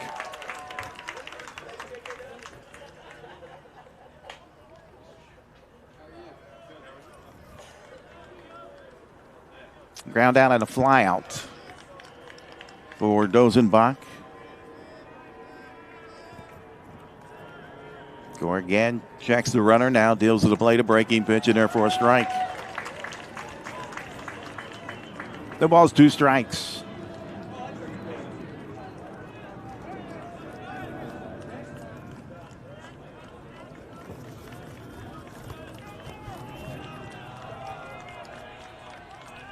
Jacob Gora delivers in, and that one pumped up and out of play over on the concourse area down the third baseline.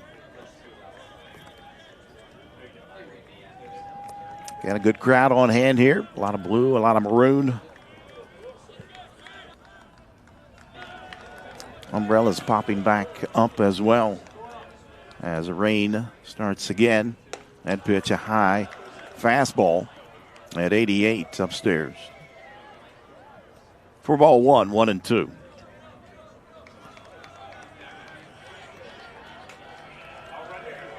We approach the 7 o'clock hour. The 1-2 pitch. Swing and a miss and a strikeout. Jacob Gore coming in, 2 quality innings for the Pioneers. And we head to the bottom of the 4th inning here at Go-Mart Ballpark. 6-4, Charleston leading Glenville State here on the Mountain East Digital Network.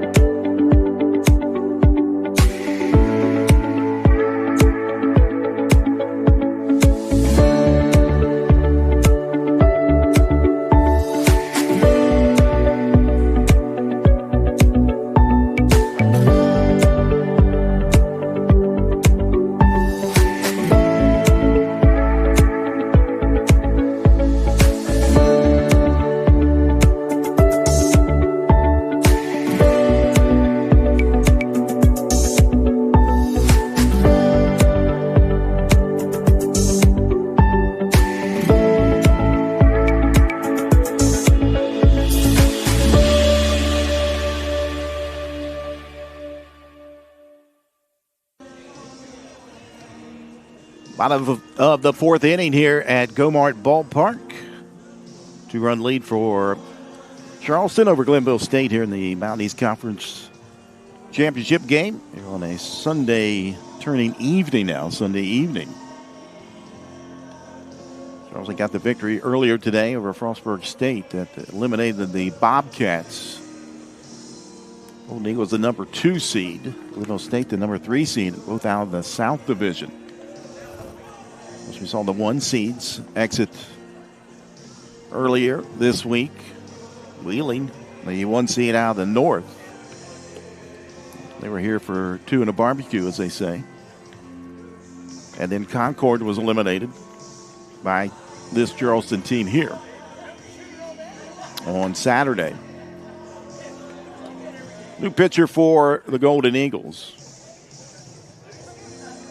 As a familiar name. And Simon Bargo, the 6'5 junior from Cincinnati, Ohio, will take over on the mound. He threw really well in game 1. He retired 3 of the 4 he faced and struck out all 3 of those 4 hitters. Can ramp up the fastball into the 90s, and Charleston's hoping he can speed up some bats in doing so. He'll face off with third baseman Carlos De Jesus. And a fastball at 91 paints the inner part of the plate for strike 1. 15th outing of the year for Bargo. He's thrown just 13 innings, 19 runs, 9 hits allowed. He has walked 23 and struck out 19. A 1 pitch fouled back into the screen. 0-2. You see that high home look. The weather is coming in, and it's coming in pretty quickly from. It was behind the first base line. When I stepped out of the booth at the top of the 4th inning, that really wasn't over the park yet, but it's kind of surrounding us now. Mm-hmm. No balls, 2 strikes on De Jesus. 0-for-1 today. And a breaking pitch, swing and a miss. So Bargo sets him up with a couple fastballs and then breaks one off the end of the table on him.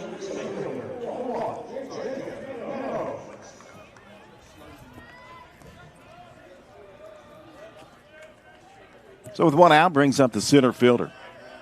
And Jacob Meadows. Glenville State batted around in the 3rd inning. Same guys to start this one. Jacob Meadows played at Shady Spring High School.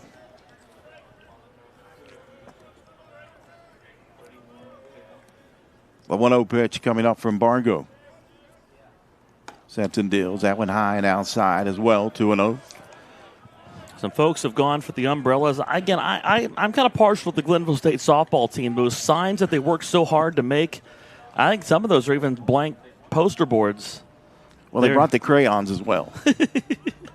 As that pitch misses out of zone, Meadows squared around to bunt, but probably a bluff there, just trying to throw off Bargo, and it worked. 3-0. But I liked how crafty they are. The signs are pretty, but now they got a utilitarian function. 3-0 delivery, a fastball right down the middle. 3-1.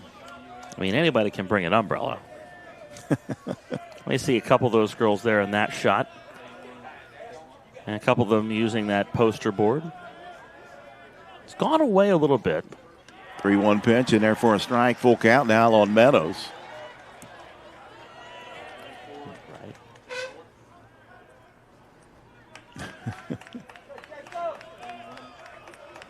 We're nice and dry, though, here. Very cozy. 3-2 pitch, and that one misses outside for a one-out walk to Meadows. One of my favorite things to say on a broadcast. Oh, those people look wet, don't they? He's drawn 2 walks here, and today's ball game came around and scored in the 3rd inning as Meadows.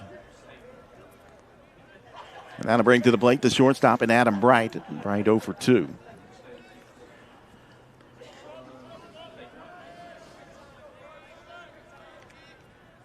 Bargo working from the stretch, delivers in, and that one bounces in. A late jump for second base, and safe is Meadows as he swipes the bag.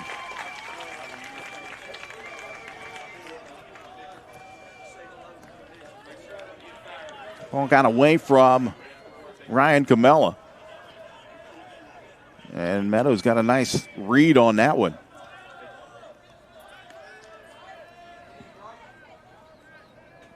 So a runner in scoring position for the Pioneers. The 1-0 pitch is fouled directly back into the screen. I don't think it got nearly as far away as Meadows thought it was going to or did. Lucky for him, he runs well. That was right there. But Meadows got a good jump. The 1-1 delivery. Fastball down and away, 2-1. I give a shout out to my brother Billy, who is watching our broadcast today. Hey, Billy. Got to go play some golf with him the other day, but he's over there fishing the ponds down at Sleepy Hollow. Oh, Randy. Yanks one in. A little bass. Popped up, out of play over top of the press box.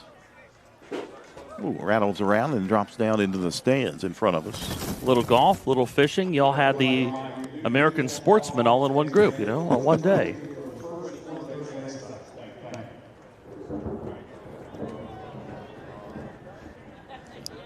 Was that thunder or a thunder stick? That sounded like thunder to me. That's going to... That sounds like a weather delay. Yep. At 6:50. Much predicted from our commissioner. At 6:53 p.m. So now we are in our second weather delay here this afternoon. The first came in the first game with about 30 minutes, and now the teams will head to the dugouts, the fans making their way up to the concourse area. The good news is that these delays came at a time that we all heard the thunder, as I'm sure we all heard it the last time. And you don't really have to explain to anybody why what is happening is happening. Yes. That was pretty evident. Again, I said, was it thunder or thunder stick? I was 90% sure it was thunder. 100% hoping it wasn't. But again, we're in our second weather delay of the day. And again, needs no introduction, needs no, explanation. Bottom of the 4th inning. Charleston leading 6-4 with 1 out, and Glennville State with a runner at second base. So we'll take a break. We'll be back. Weather delay here in the capital city of Charleston on the Mountain East Digital Network.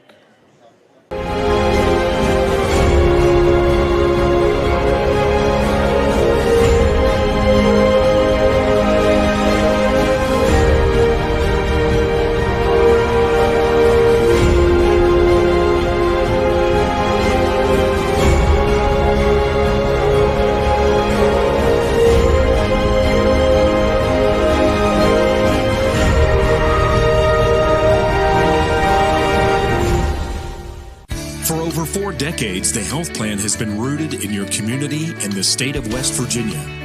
A steady part of your family and your business. We're here for you with health services designed to manage and improve your well-being. The health plan is powered by a team of dedicated healthcare professionals and trusted local partners. Because your health deserves more than just coverage. It deserves commitment. The health plan. Here for you.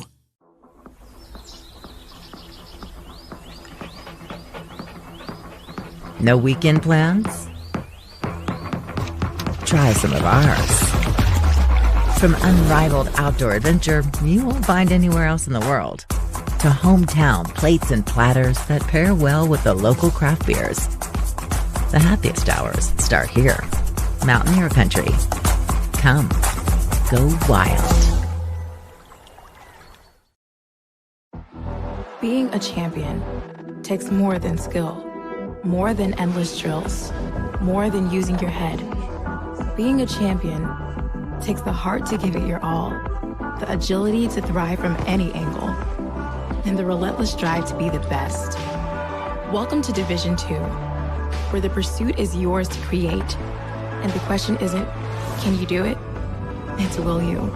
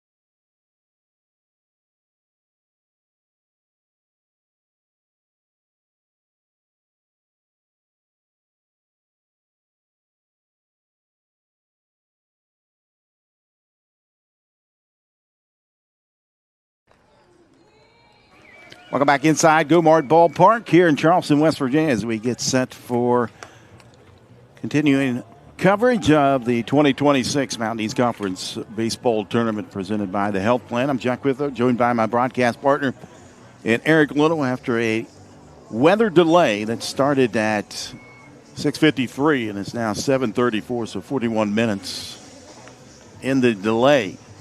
As we come back out the bottom of the fourth inning, it's a 6-4 ball game. Charleston leading Glennville State. I think some extra time given. Again, we all heard a rumble of thunder at about 6:53, and that's when the field was cleared. I think some extra time given because it cleared up almost immediately, and then it got cloudy again. And so you were wary of getting people on the field to start back up, only to have things get worse. But it's one of those days that when we talked about this in the earlier game today, Jack, we had some intermittent weather in that one, and it's really scattered stuff throughout this area. It's been cloudy at times, it's been sunny at times, just a mixed bag today. So 2-2 the count, 1 out, and Meadows at second base is where we stopped, and Adam Bright at the plate. Bargo struck out Carlos De Jesus to open up the half inning. Jacob Meadows walked and took second on a wild pitch. Bargo threw well in game one. Faced 4 guys, hit a batter, but struck out the other 3. On for the second time today. Prior to today, he had not pitched in this tournament. So Bargo, I think, impressed his coaching staff. Dean Peterson, some confidence being shown in this right-hander.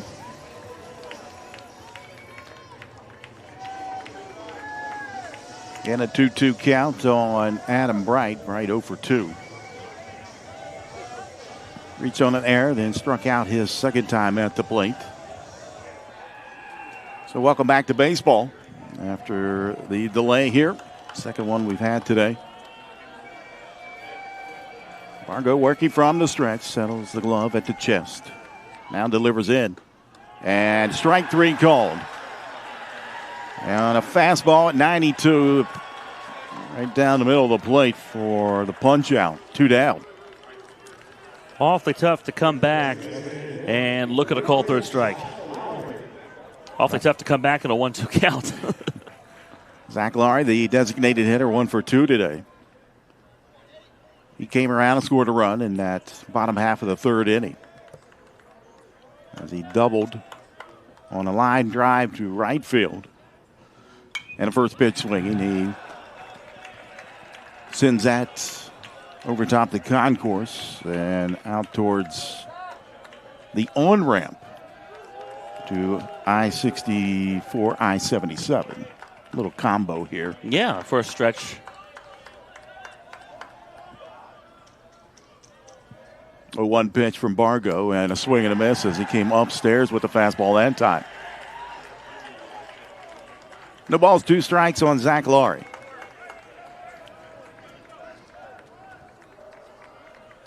A graduate student at Peterborough, Canada.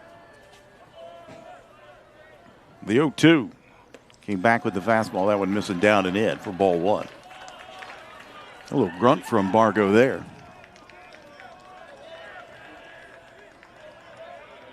Tried to reach back, and he did. He clipped out at 93 miles per hour on that last fastball. 1 ball, 2 strikes. Fastball, swing and a miss. Back-to-back strikeouts for Simon Bargo. Strikes out the side for the second time today. We head to the top of the 5th. Charleston leading by 2, 6-4 here on the Mountain East Digital Network. What's possible when you have the freedom to explore things that inspire you? To be a part of a community that supports and challenges you. Where can you go to find the space and time to reach your goals? Who can you become when you're able to make connections in a place where you belong? Find out what's possible at Frostburg State University. It's about unlocking your potential and discovering your purpose. It's about community and how we can better serve others. It's about learning and doing. It's about the journey and the road getting there. It's about opportunities and the endless possibilities. It's about finding where you belong, and it is here at Concord University. It's about you, and it starts with you.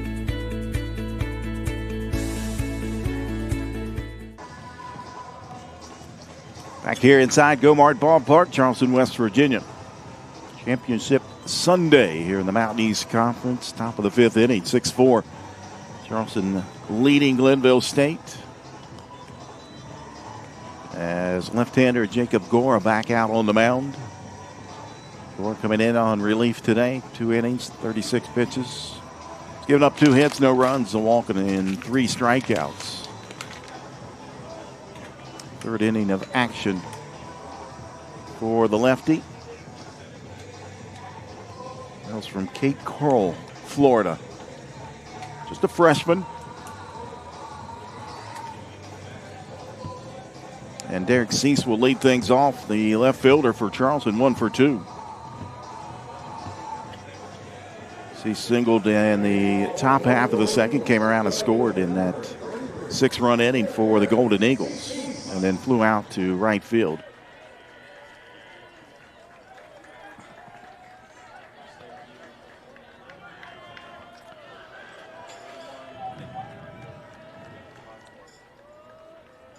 Gore working from the stretch, settles just above the belt, now delivers in a fastball. Outside for ball 1. With an 84 from the left-hander. Take a look at him there.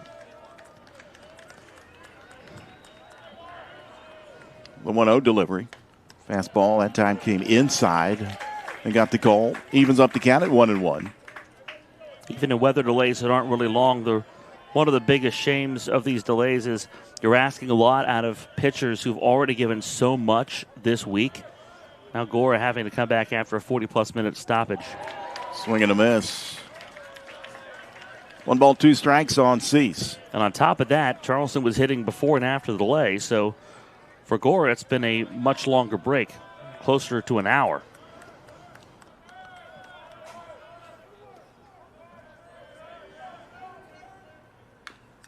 That one dribbled foul into the backstop.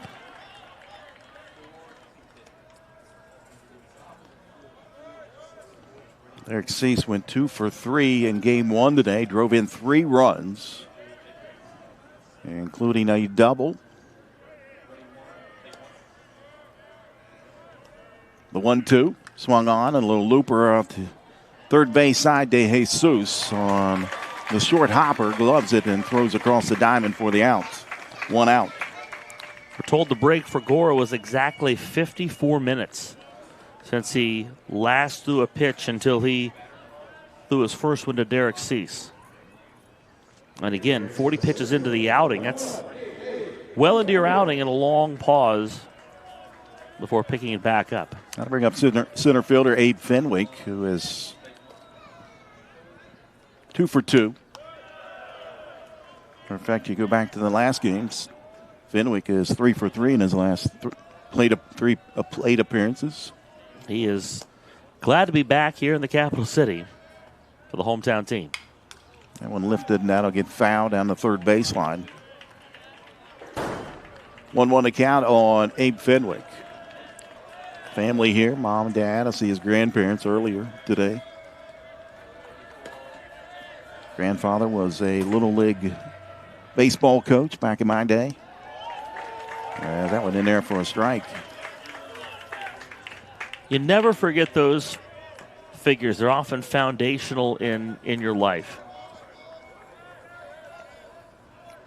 The 1-2 pitch and a swing and a miss. He went fishing for that one out of the zone. They'll complete the out down at first with Swigert down to Guy. 2 down.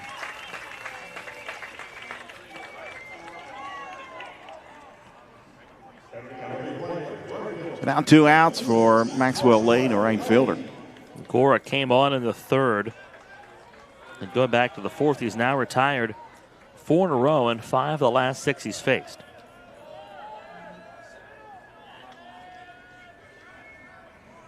Lane 1 for 1 here in the championship game as he looks at that one off the plate for ball 1. Singled on a line drive out to center field, and then he walked his last plate appearance. Gora sets and delivers. Breaking pitch in there for a strike. 1-1.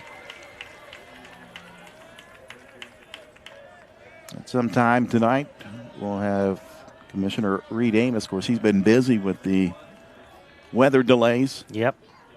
The 1-1 pitch. Swing and a miss. Fastball at 85 that time from the left-hander. And again, monitoring that is, again, there's cloud cover in the area again. It's almost as if it's swirling back. We hope not, but. Pioneers on the railing on the dugout, and the fans clapping, but don't get the strike that they wanted. Evens up the count at 2-2 on Max Lane.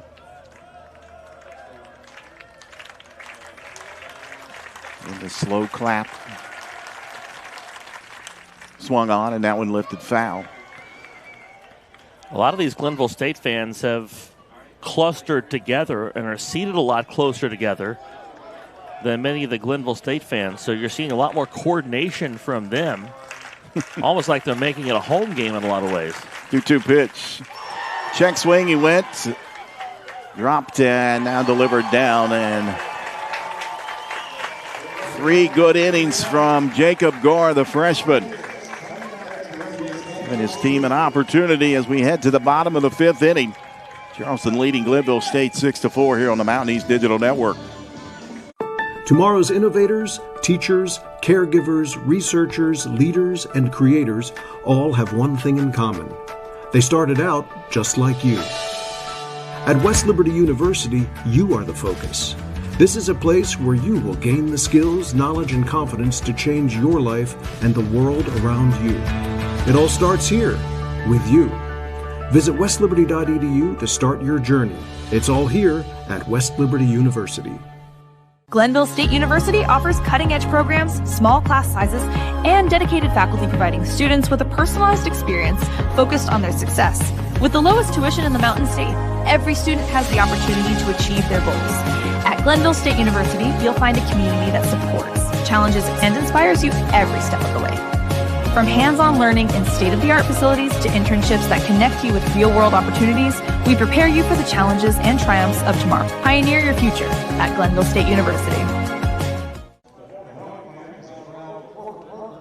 Bottom of the 5th inning, 6-4, Charleston leading Glenville State. And Simon Bargo back out on the mound for his 2nd inning of work here in the championship game, 3rd inning.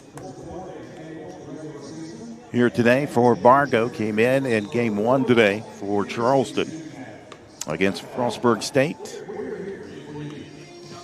Threw 18 pitches in that 1st inning of action here earlier today and struck out the side.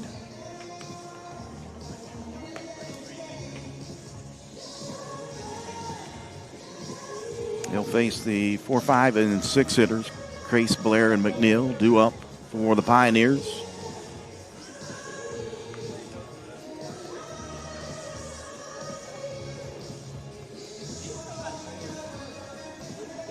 Again, overcast skies. We had a lightning delay. A 40-plus minute delay on that one.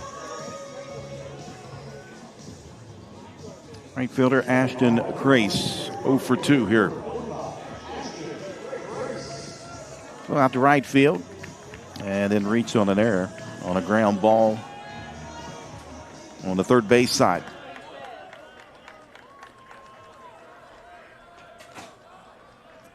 Sophomore from Chillicothe, Ohio. Swings and misses at that offering from Bargo. Bargo right now just straight gas, that one at 92. For the righty from Cincinnati, Ohio. The 0-1 pitch. That one fouled off over top the Sweets. Headed out towards, nope, it popped back in. Hit the top of the roof over there. Every once in a while you get a comebacker like that. Yeah, head on a swivel. Yep. Especially if you're sitting anywhere in reaching distance. 0-2 the count on Crease. Breaking pitch just misses. For ball one.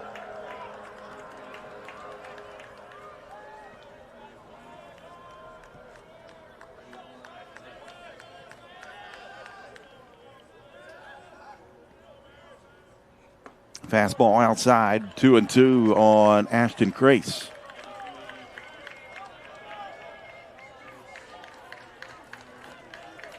No outs here in the bottom of the fifth inning. 6-4 your score. Charleston leading Glenville State. Vargo sets and delivers. That one shot over the right side into the glove of Stansberry.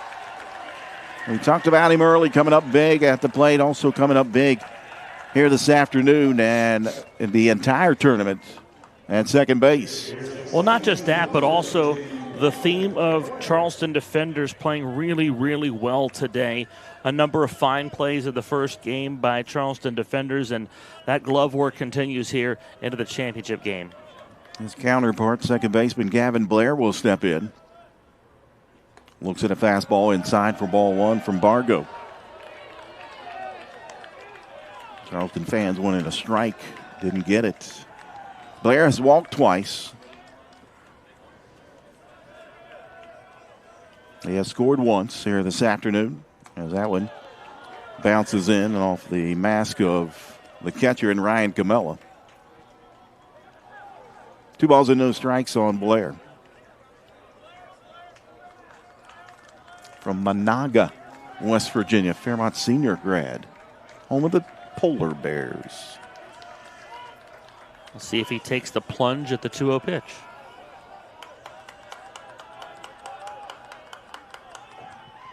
Delivery, and that one misses down and in, 3-0.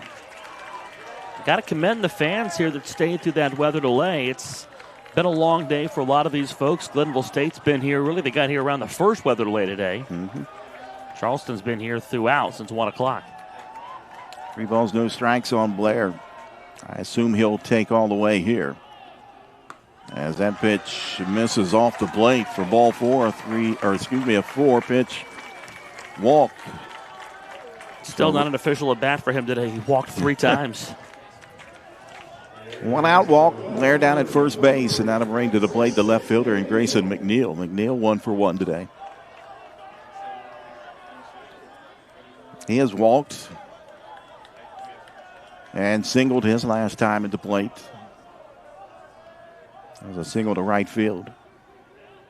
As Vargo delivers in off the plate outside for ball one.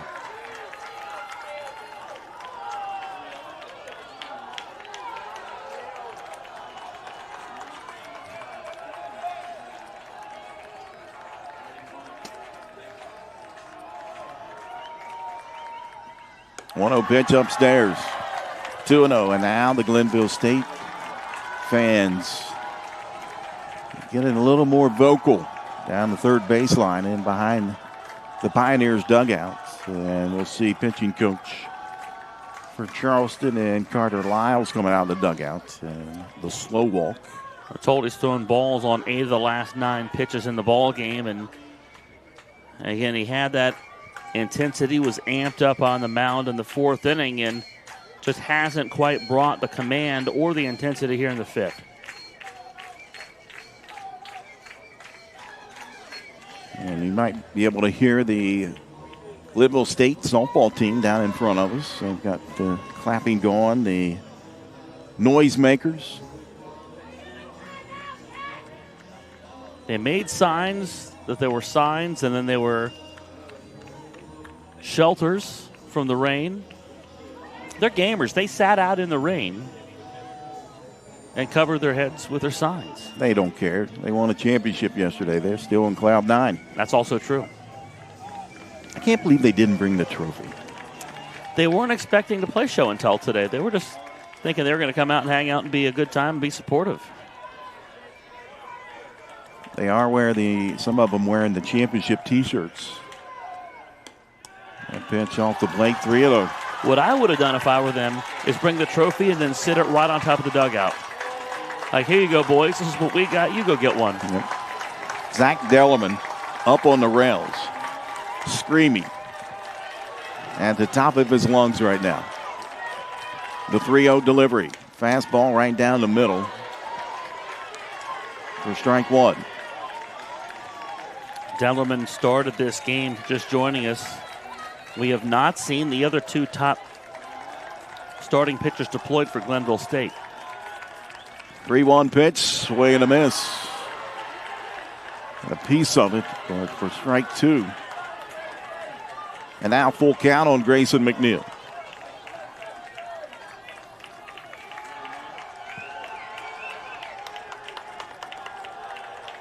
Payoff pitch. Runner takes off. That one popped up. It'll get out of the play. Headed for the concourse area.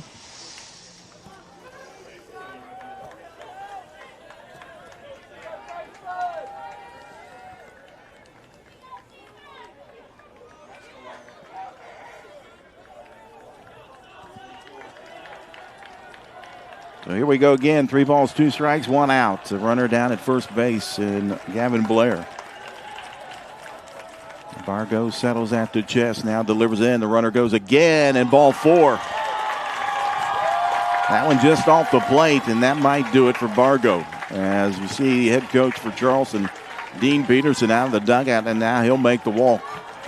Got to hand it to Bargo, though. He hadn't pitched in this tournament until today. Strikes out the side in game 1, strikes out the side in the 4th in this one, and then retires 2 in the 5th inning. So all told today, that's 2 2/3 innings of scoreless relief. He's responsible for these 2 runners. But for a guy who hadn't thrown all week, excellent work. Bargo's day is done. And we'll have a new pitcher for Charleston. We'll take a break. We'll come back and tell you who it is here on the Mountain East Digital Network.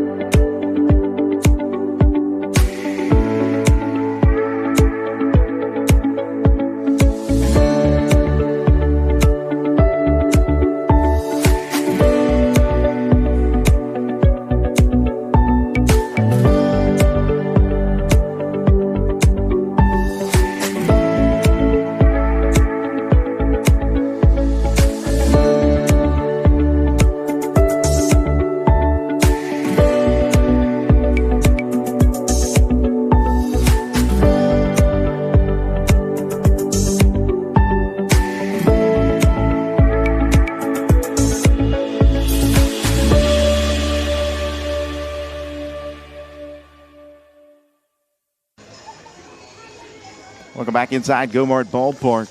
And a new pitcher and right-handed pitcher, Sam Sheets, 6'2", redshirt sophomore from right here in Charleston, West Virginia. Played at Nitro High School. Will take over on the mound. 10th appearance for Sheets. Second time we've seen him this week.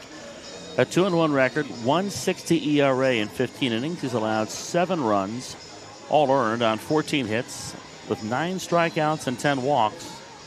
Sam Sheets facing Colby Guy after Simon Bargo threw an inning and 2/3. He's not allowed to run thus far, but is responsible for the 2 on the base paths. He's walked 2, struck out 4.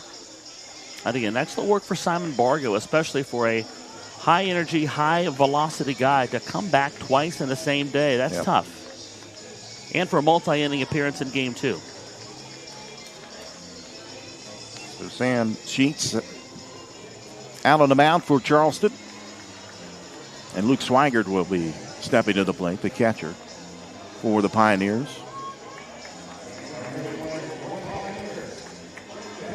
So 1 out, Blair at second, McNeil at first base. Swigert 0 for 1 today. He grounded it to second base, fielder's choice, and then was hit by a pitch his last time at the plate.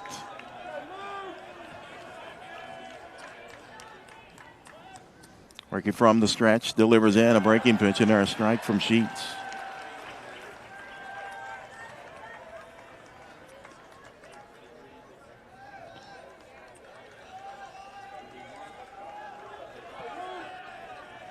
Checking the runner at second a couple of times. Now Sheets delivers 0-1, another breaking pitch, and another strike. No balls and 2 strikes on Swigert.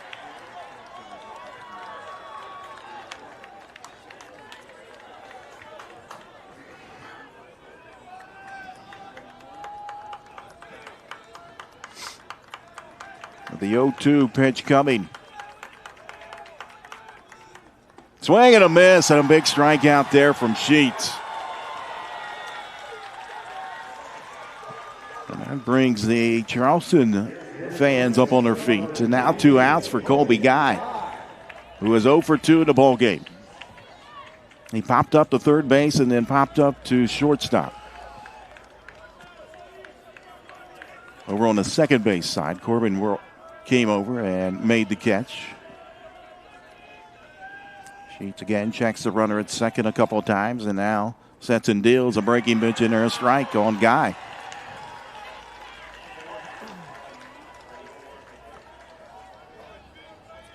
He's been a guy for the Pioneers this tournament. They hope now he'll be a guy. Runners go. 0-1 pitch, check swing, and it's safe. And they appeal down to third, and third base umpire Greg Losh said he did not go around. Gavin Blair is shaken up on that dive into third. I think it's an issue with a hand.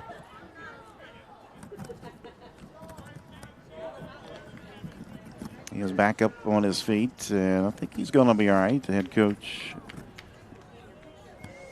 Jimmy Mullins back out there to check on Gavin Blair at third base. Mullins in his 13th season as the head coach of the Glennville State program.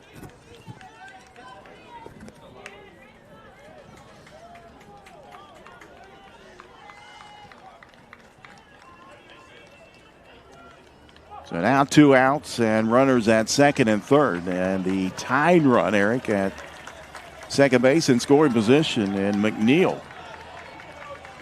Yeah, we talked about no lead is safe in this tournament. It's hard to imagine a time now where Glennville State was down 6 runs, but they were. We had 1 in the bottom of the second, 3 in the bottom of the third from them, and then the delay. And so now warming up after the delay. The 1-1 pitch. That one fouled off, got a piece of that one.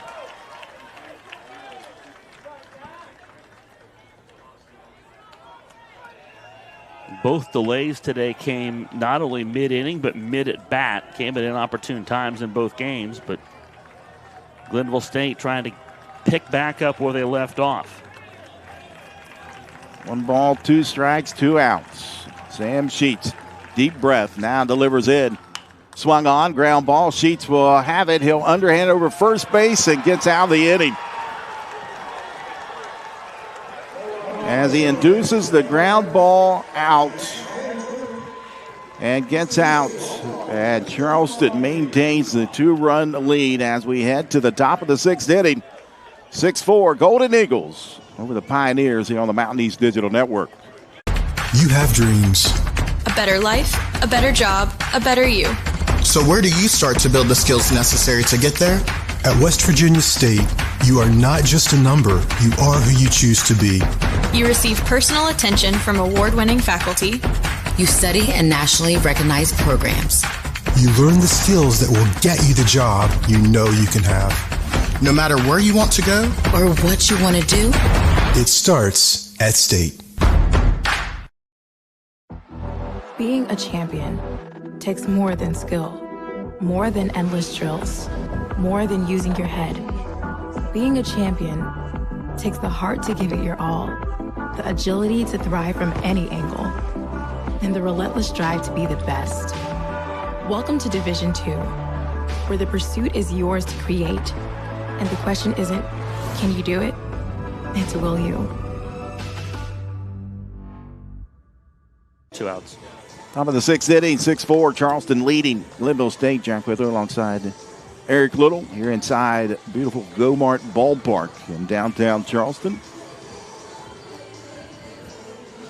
Sam Sheets coming in and closing the door in the bottom of the 5th inning for the Golden Eagles. Yeah, head coach Dean Peterson wisely went on a Sheets run and was able to go get the last 2 outs of the inning. By the way, 4 convenient locations in the Putnam County area. Mother's Day. Including downtown Scott Depot, where I reside. Mother's Day paraphernalia now 50% off. 50%. By the way, we said this in the first game. We should probably say it in the second game for our new audience. Happy Mother's Day. Yes. To all the mothers out there. You said that 7 hours ago. Jacob Gord delivers in a ground ball left side. Bright fields and fires over and retires Ryan Camilla. 1 out.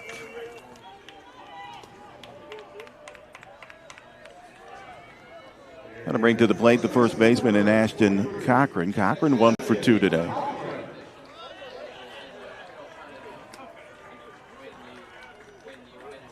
Singled on a line drive to center field. Struck out swinging his last time at the plate. As he looks at a breaking pitch upstairs for ball 1.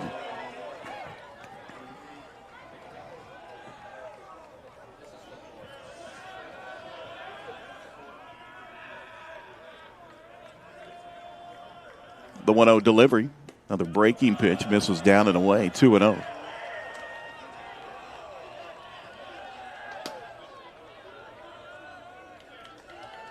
Cochran singled back in the second inning. Came around and scored. The 2-0 pitch. A fastball in there. It's 88 from Gora. Not a guy that Glennville State has used in this tournament to provide length out of the bullpen, but they're getting some valuable length from him today in relief of Zach Dellerman. 2-1 pitch. Again, a fastball and a swing and a miss. Evens up the count at 2-2. He's now at 3 1/3 scoreless. 2 hits, a walk. Looking for strikeout number 6.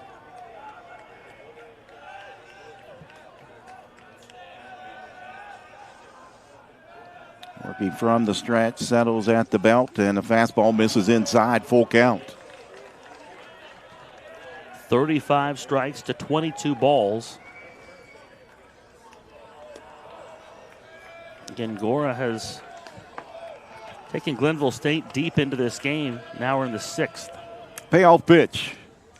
And a foul tip. Cochran got a piece of that one.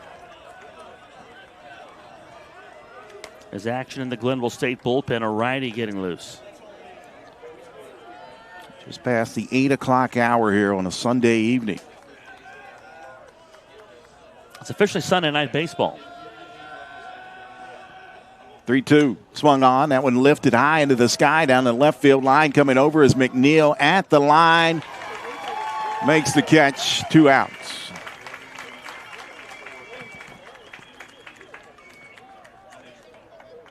Mountain East Conference baseball after dark.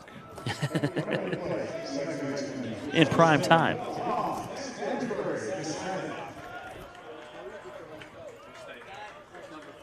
So 2 outs now. John Stansberry, the second baseman, will step in. He's 1 for 2 on the day. Single to left field and then grounded out to shortstop.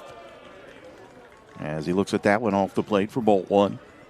Sophomore Gabe Patton is getting loose in the Glennville State bullpen. Again, a guy we've not seen this tournament. Jimmy Mullins out of the dugout as the Pioneers catcher and Swigert walking out. And we may have a pitching change, but I'm not sure. Patton may be more than just in the bullpen at this point. Yep. We are going to have a pitching change.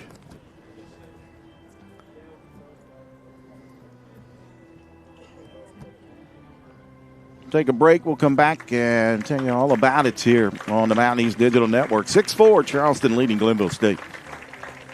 Davis and Elkins College continues leading the way, and we did not slow down, even during the global health crisis. We have secured private donations and grant funding to support our growing, successful, and now accelerated nursing programs. Davis and Elkins nursing graduates have repeatedly posted 100% passing rates on nursing boards and are sought after by health organizations of all sizes, specialties, and locations. They need nurses, and we train the best. For over 4 decades, the health plan has been rooted in your community and the state of West Virginia. A steady part of your family and your business. We're here for you with health services designed to manage and improve your well-being. The health plan is powered by a team of dedicated healthcare professionals and trusted local partners. Because your health deserves more than just coverage. It deserves commitment. The health plan. Here for you. Back here inside Gomart Ballpark.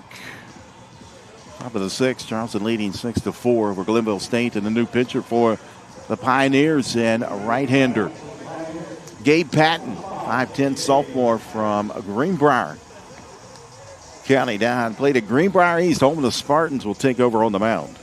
Patton on for the first time this weekend and the 13th time this season. He has thrown 21 innings this year, allowed 25 hits, 17 earned runs. He has struck out 8 and walked 6. Opposing batters batting .291 against Patton. And a 7.29 ERA.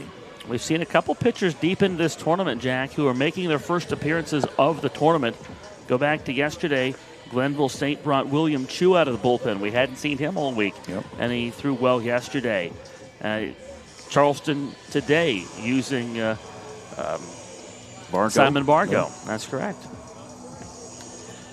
In both games. And in the first game, starting Devin Fletcher. So not out of the realm this deep in a tournament for these coaching staffs to take a chance on an arm that may be unproven in this tournament, but you're short of pitching. You used a lot of guys. You're looking for that next guy up, that unheralded hero.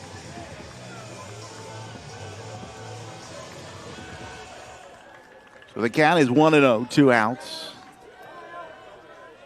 And John Stansberry again will dig in on the right side. This time looking at a different pitcher. And Gabe Patton, as Patton lines up and deals in. That one a strike.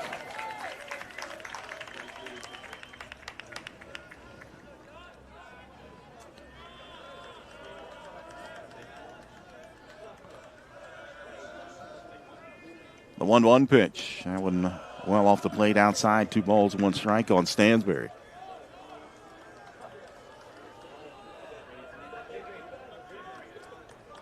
We'll be joined by Reed Amos, the Mountain East Conference Commissioner.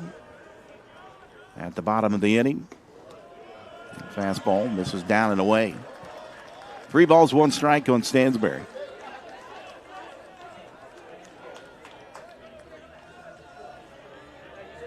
Down at both bullpens. Really, action hasn't stopped for either one. As ball 4. And Stansberry draws a 2-out walk. Yeah, we're firmly into the portion of the game where you're never too far away from that next man getting up in the bullpen.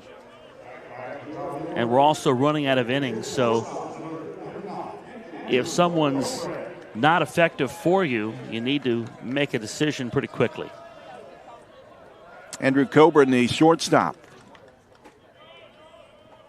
will step to the plate as he looks at that pitch from Patton. In there, a strike.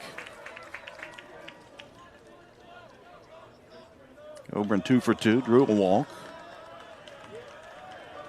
Then singled, and the top half of the second came around and scored, and then singled in the fourth. And pitch misses down and away. 1-1 to count.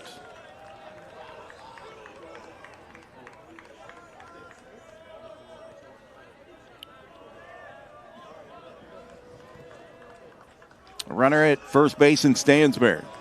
The 1-1 pitch. He bluffs the run to second, and that one falls down and in for ball 2. 9 hits. Go ahead. Middle of the infield for the Pioneers, kind of shaded over towards the right side, and second baseman Gavin Blair out a couple steps into the outfield grass.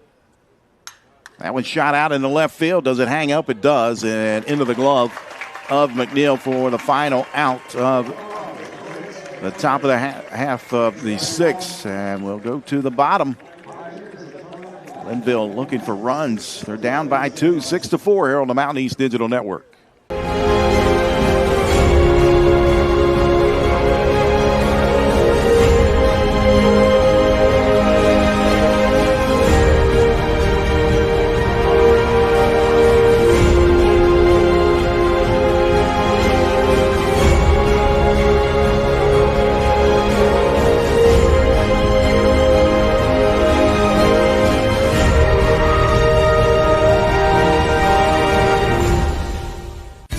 For 4 decades, the health plan has been rooted in your community and the state of West Virginia. a steady part of your family, and your business. We're here for you with health services designed to manage and improve your well-being. The health plan is powered by a team of dedicated healthcare professionals and trusted local partners, because your health deserves more than just coverage.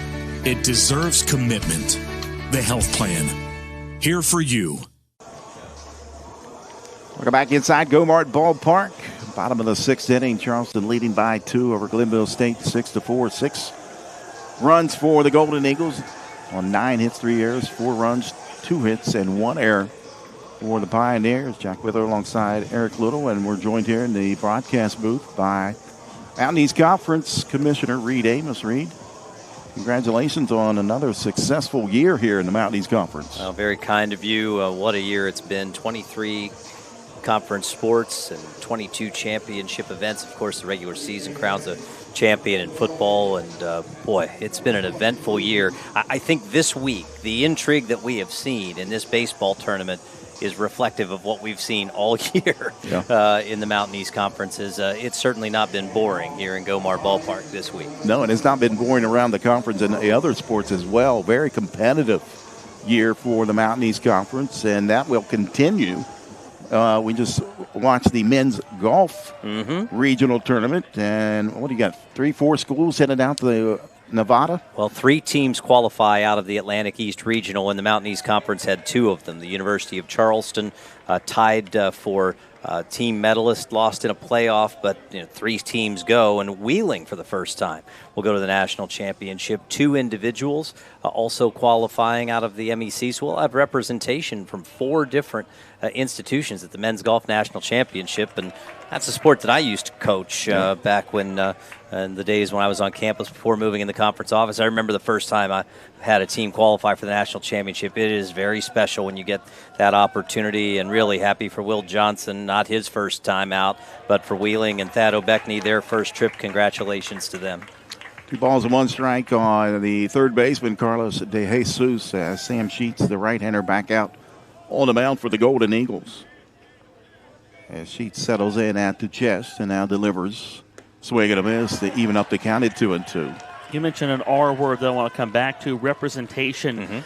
How gratifying is it for you as a commissioner to see athletes from different institutions excelling in different sports? Well, not just athletes, but our institutions in general and programs.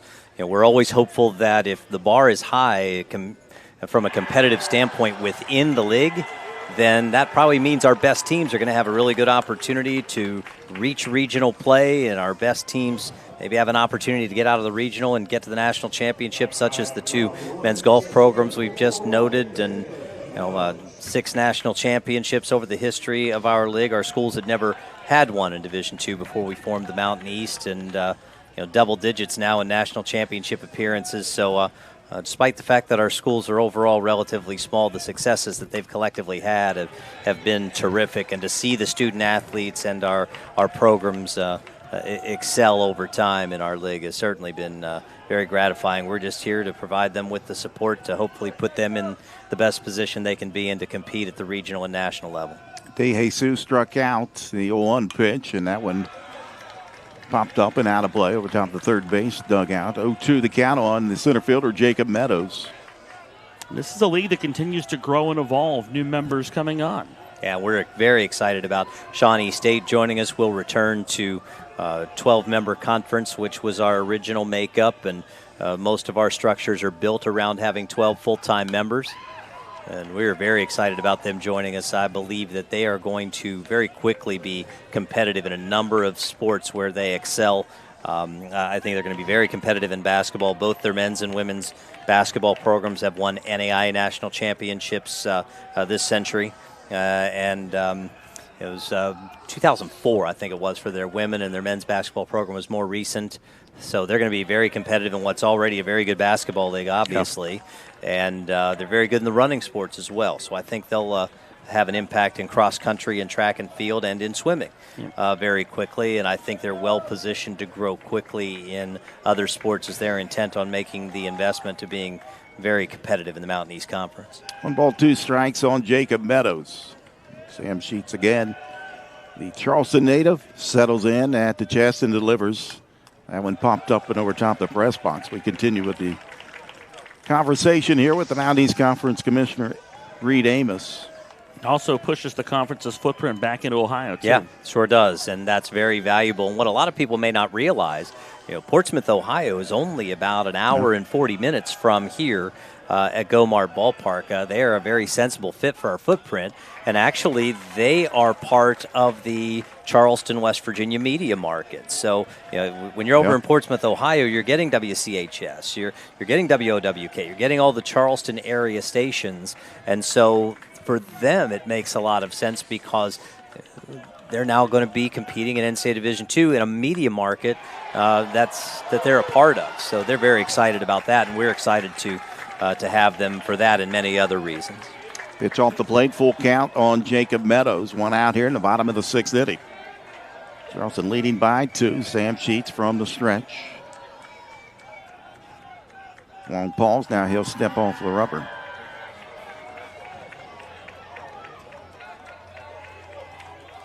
Take a look at that last pitch just off the plate. The 3-2 pitch swung on, and that one lifted down the line, but that'll slice foul. So the count will remain at 3-2. Reed, we had a couple people in our text line text in a few questions for you. We kind of tried to answer, but, we tried. Yeah. We have reached the tertiary bracket, as many of you know. As a ground ball, right side, Stansberry will field it. He'll throw over 2 down. But one of the questions is about higher seeds were not the home team sometimes. Because you rotate it over time. Otherwise, it would be unfair over the course of the tournament if the highest seed just was able to be home every time. And there's also a pitching implication to that as well, right? That's more outs that you would have to get if you don't rotate home and away. So essentially, it's higher seeds in the first round, and then the second time when you play, it is if you have been home the fewer number of times than your opponent, then you become the home team, and it essentially balances out over the course of the tournament. It's a competitive balance move. The 0-1 pitch from Sheets, and that one dives out of the way. And now 1-1 we know. to count. And now we know, Jack. There you go, and now you know. And it's a pretty complicated series of decisions to get to it, but they're all listed in our tournament manual, so the coaches are prepared for that. And when that list doesn't work out, we flip a coin, and we actually have to do that about 3 times during the tournament. I went inside. Talk about the secondary and the tertiary. That you guys have played with that for a while now. Well, yes, we have. It's been the format we've used since year one. At the point the Mountain East Conference started, that's the format that was used in 6-team NCAA Division II regionals. Now with super regionals, which they went to roughly 6 years ago, I think was approximately when that was. Now it is 2 separate 3-team brackets one weekend, and then you get together for a series the next weekend. There are D2 conferences that now replicate that regional format, but it takes 2 weekends to do it, and with how weather challenged we are as far north as we are, we really can't afford 2 weekends. So we've stuck with this format, and we've done a pretty darn good job of identifying of who's playing the best baseball at the end of the season with the AQ that we identify from this tournament. So we've talked to the coaches about it from time to time and asked if there was interest in looking at some other options, and pretty consistently they've just decided to stick with it, even though it's a little confusing for the fan at times, but the coaches certainly understand how it works. My question is, when you got to flip the coin, is it the same coin? No, it's whatever coin is available. Okay. I didn't know if you decided at the beginning, hey, this is the coin. Yeah, I used to have the coin, and at times it's not always handy, so I just grab a coin out of my pocket. So 2-out walk for Bright. He's at first base, and now the designated hitter, and Zach Laurie will step in. He's 1 for 3 today. Another question was, why did Glennville State get the pass right to the championship game today? Well, they didn't get a pass. They've won more games. Okay. So essentially the way that it works once you get down into the secondary bracket, at the point that Frostburg and Glenville were playing last night, Glenville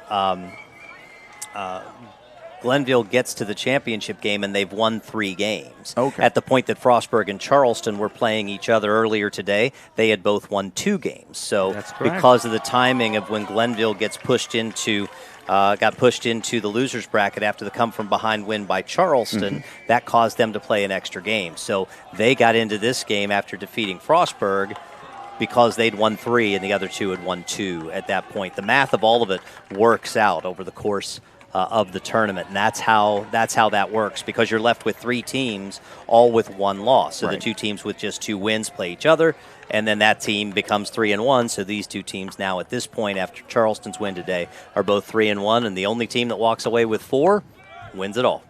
3-1 pitch, ball 4. Speaking of 4. So now 2 outs, Bright at second and Laurie at first base, and the tying run at first and the go-ahead run at the plate for the Pioneers. Next year we'll just get Jack to do a video explaining the secondary and the tertiary brackets. You know what? We could use it on the video board, too, for the fans here in the ballpark. Hi, I'm Jack Withrow. Hello, fans. Oh, yeah, we were joking around on the broadcast. If it goes to the tertiary, we should get cake.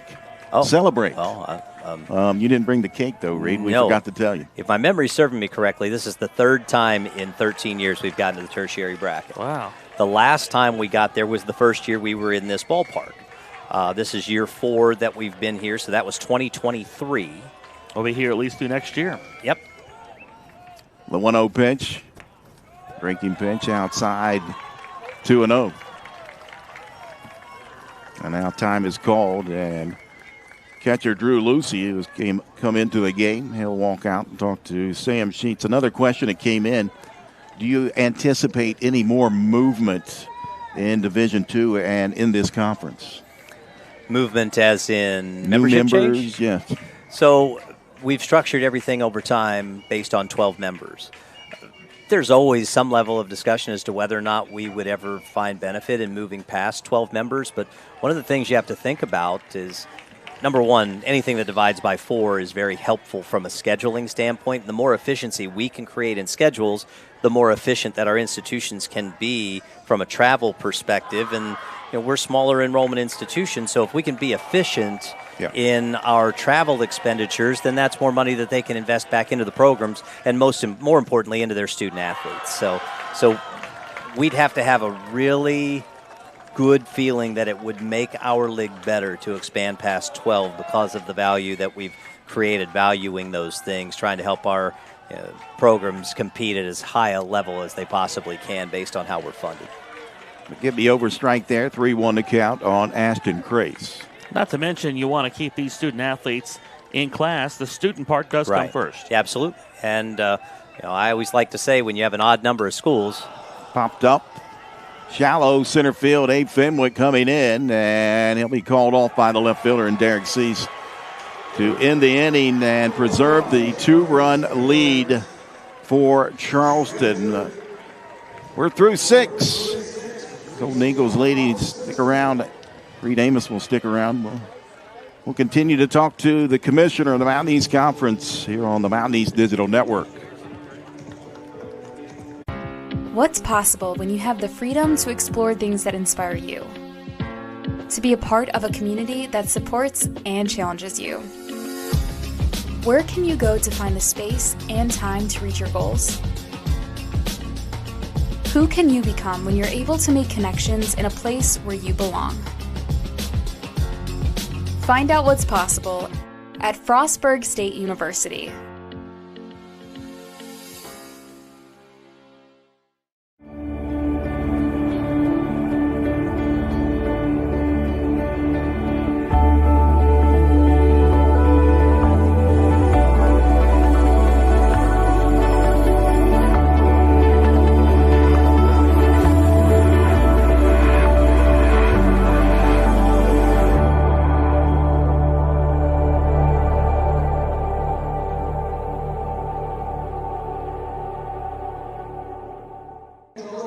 Welcome back inside Gomart Ballpark. Charleston leading Glennville State by 2, 6-4. Jack Withrow alongside Eric Little, and Mountain East Conference Commissioner Reed Amos, but right now I'm going to send it over to Eric, and here's the lob back to you.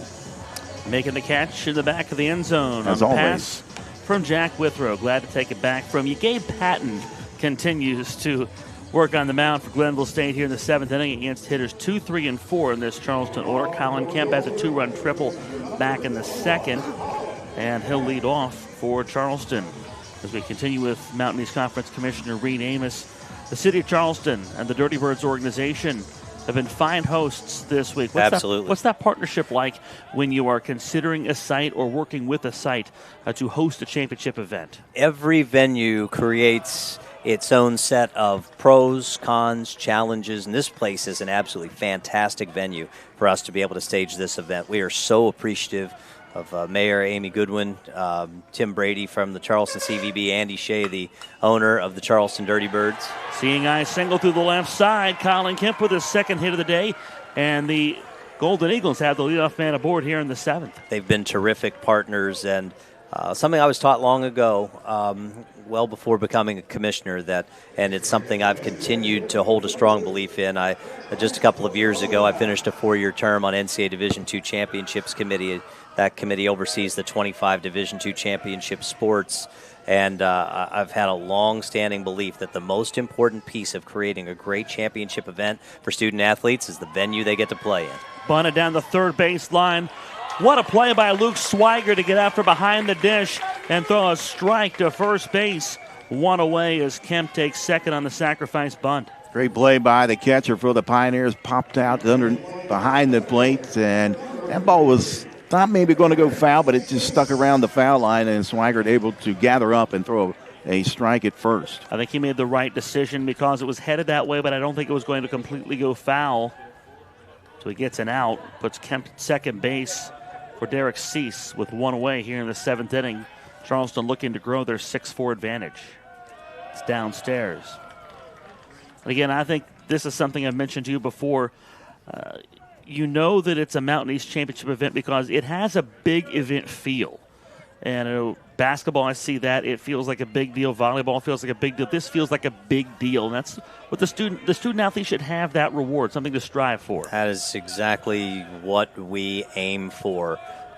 We want them to find value in pursuing that trophy that one of these two teams is going to get to lift here in a little while as Mountain East Conference champion, and along with it an automatic qualification to the NCAA Baseball Regional.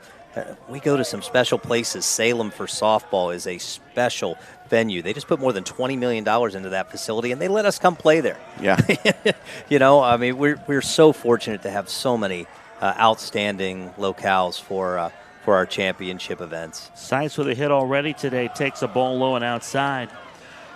You probably hear a lot of concerns from your member institutions. Mm-hmm. Of your schools in this conference, what is the biggest concern that you hear from them about? The biggest concern that I have, frankly, is that NCAA Division I is in such flux and needs to get its house in order, and they're attempting to work with Congress, and quite frankly, most of the relief that NCAA Division I feels that it needs, and I agree, probably requires a path through Congress. The SCORE Act is to be taken up later this month. It would provide some relief if it passed. The problem is that people have this perception that the NCAA wanted the transfer portal. Well, unlimited transfers didn't come about because that's what the NCAA or its membership wanted. It came about because that's what the courts told us we had to do, right? And so, the relief is going to have to come through congressional action, and it won't all come at once. And so some certainty at the Division I level, because not all that much has changed in how we operate at the Division II level, despite all of those lawsuits, despite unlimited transfers, though that has significantly impacted us, not to the level it has at the Division I level. NIL doesn't impact us as much as that level by any means, right? So we're still operating in a similar way, and being able to continue to do that for the long term, I think is going to require some more certainty as to what's going on at the Division I level. Sice walks. Abe Fenwick from just up the hill at George Washington High School takes a ball from Gabe Patton, and the 1-0 popped up third base side. That'll find the seats to level the count at 1-1. For Charleston, work in the bullpen, Jaden Peterson, who started yesterday, getting loose in the Charleston bullpen, presumably to pitch the home half of the 7th inning, or the bottom of the 7th inning. Fenwick looking for his 3rd hit of the day. The 1-1 is stroked into right center field. On the run, Jacob Meadows gets there to cut it off. He makes the catch, 2 outs. I want to ask you this before we run out of time to do so. What are you most proud of out of the Mountain East Conference in 25-26? Boy, that's a really good question. Our institutions, with the enrollment sizes that we have, the enrollment cliff that is upon us, the impacts of the pandemic, our institutions have shown just how resilient they are. And we continue to see healthy institutions, healthy athletic programs. We're still seeing competitiveness at the regional level. So any particular item, I don't know if there was any particular point of the year that was an in particular point of pride over all others, as opposed to just how resilient and that we continue to follow our missions, and that's to provide opportunity for our student athletes to pursue excellence in NCAA Division II athletics, and most importantly, pursue a quality degree. Maxwell Lane hit by a pitch. This is Drew Lucy. He came on to catch in the top half, or the bottom half of the 6th. Go back for the first time. Reed, I've been here 6 seasons now with you guys and the University of Charleston, and appreciate the opportunity that you have given me to work with you guys in the Mountain East Conference. But what I notice is the quality of student athletes here in the conference. And we had a young lady up here in the booth earlier and from the Pioneers' newly crowned softball team. Glennville State. Their first softball championship in the Mountain East Conference came yesterday down in Salem, and Delaney Warick out of Pennsylvania. The MVP had a terrific tournament, and she said she had never done this before, never been interviewed. That was her first time, but what a delightful young lady she was. She did a wonderful job in the interview. That's the quality of student athletes we have in this conference. Now, if we dug back into the archives, I can assure you that she did better in her first ever interview than I did years and years and years ago. I've just had plenty of opportunities to get good at it. So, she was tremendous, but she wasn't as good in the interview as she was on the field over the last week. 20 RBIs. Are you kidding me? I mean, that's an incredible number for a 4-day event. And gosh, she ended up, I think she had 4 home runs and 12 RBIs after Glenville dropped into the loser's bracket and made that run from behind. Absolutely incredible play by her. The only tournament that I remember that somebody had a similar type performance was Kelsey Coleman, that you all might remember, became Kelsey Stopp, and she became a senior woman administrator in our league. Driven into right field. Crace under it, makes the catch. Lucy flies out to right to leave the bases full. Anything else before we let you go? You got a trophy to hand out. Well, guys, I would have liked to have come sooner, but of course we had to navigate that lightning delay, and as we're getting close to the end of this one, I'd really like to return all the focus to this game and the student athletes as we wrap up our 25-26 season. I really appreciate the opportunity, as we do every year on this Sunday, to join you and talk a little bit about the MEC. Glad to have you with us. It's Reed Amos, the Commissioner of the Mountain East Conference, back from Charleston with the bottom of the 7th inning after this on MEC TV.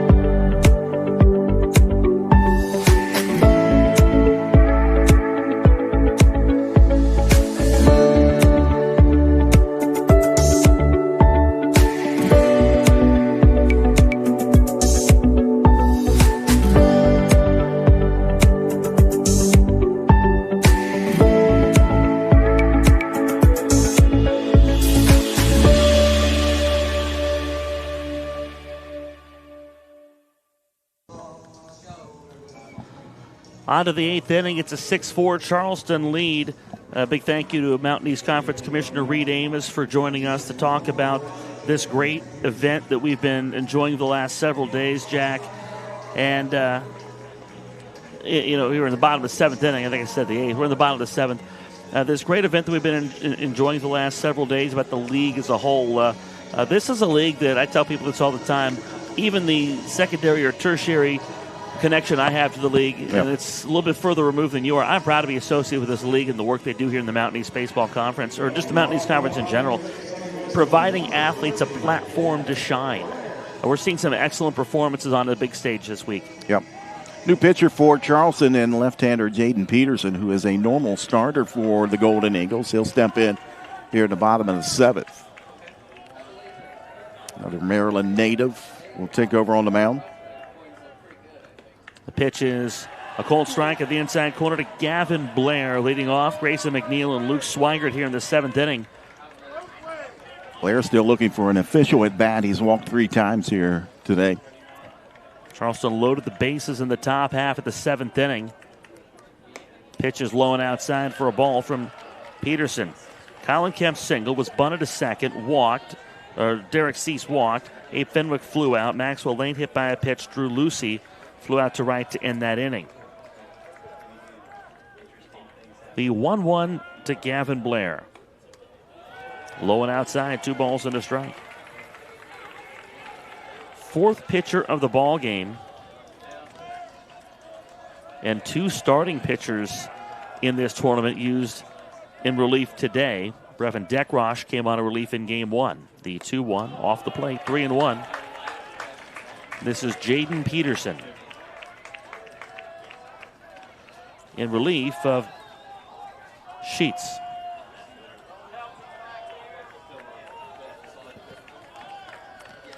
Three balls and a strike to Gavin Blair. Peterson from the belt.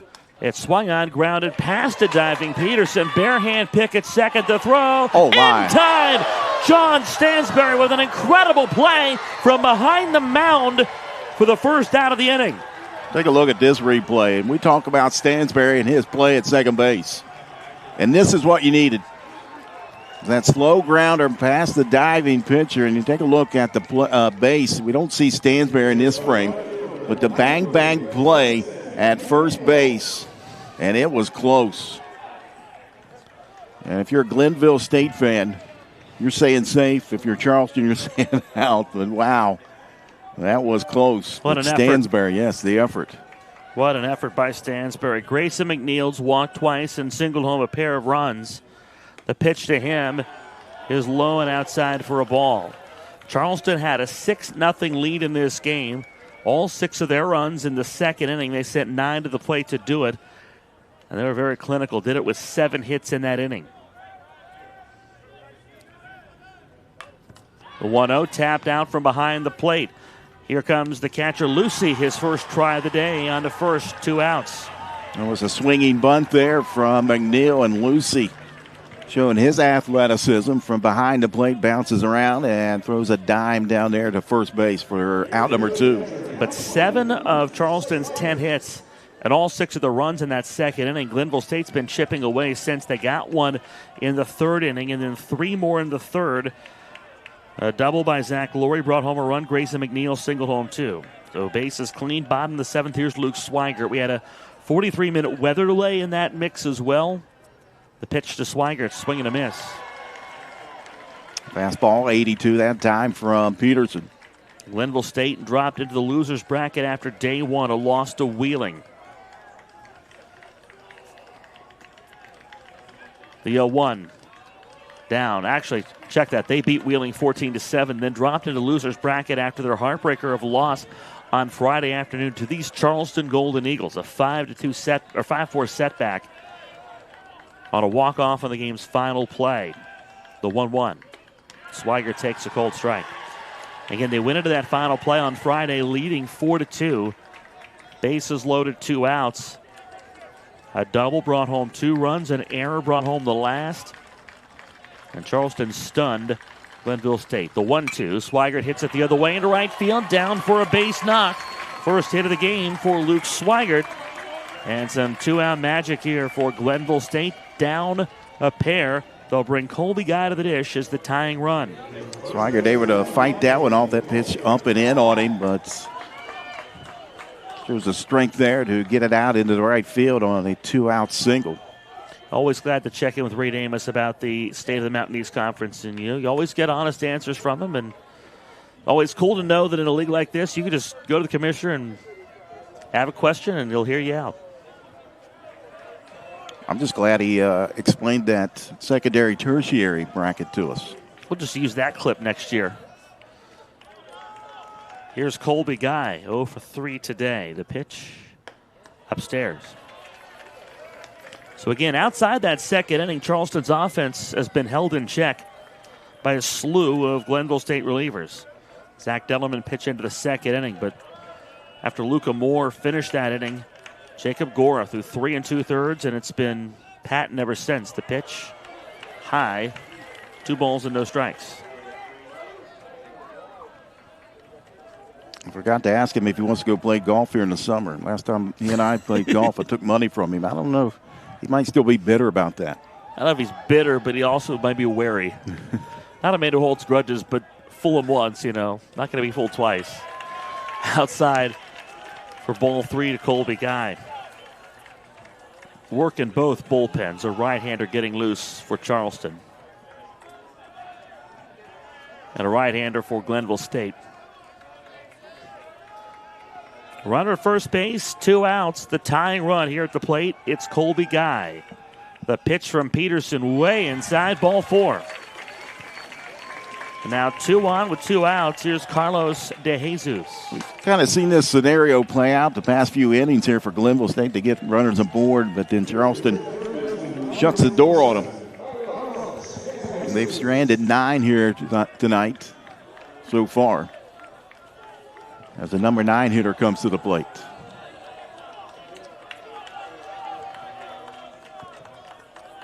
They're at second and first. De Jesus hitless in 3 tries. The pitch outside for a ball. Again, just 3 Glennville State hits today. An RBI double for Zach Laurie, an RBI single for Grayson McNeil. Both of those in the 3rd. And Luke Swigert's base hit with 2 outs here in the 7th. They received a handful of walks. Have these Pioneers 7 Charleston walks today. The pitch.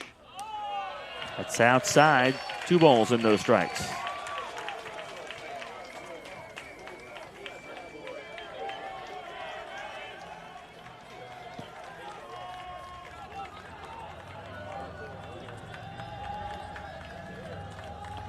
Actually, check that. 10 walks today for Glennville State. The pitch in there for a strike. 2-1. Glennville State's left 9 on base. Charleston 7. And again, with those 10 walks, even though they have just 3 hits, Pioneers have had opportunities to get runners around. Again, they answered Charleston's 6-run second inning with a run in the second and then 3 in the 3rd. We've been quiet ever since, and that includes the weather delay that came in the bottom of the 4th inning. The 2-1. It's outside. Second weather delay of the day. So if you're wondering why it's 8:45, you're still seeing Mountain East baseball. Our 1 o'clock game was over 3.5 hours, and it had a 30-minute weather delay. This one started at 5:20 this afternoon and included a 43-minute weather delay in the bottom of the 4th inning. Swigert at second, Guy at first. He's the tying run with 2 outs. De Jesus. Hitters count at 3-1. The pitch up and in for ball 4, and the bases are full for the top of the Glennville State order.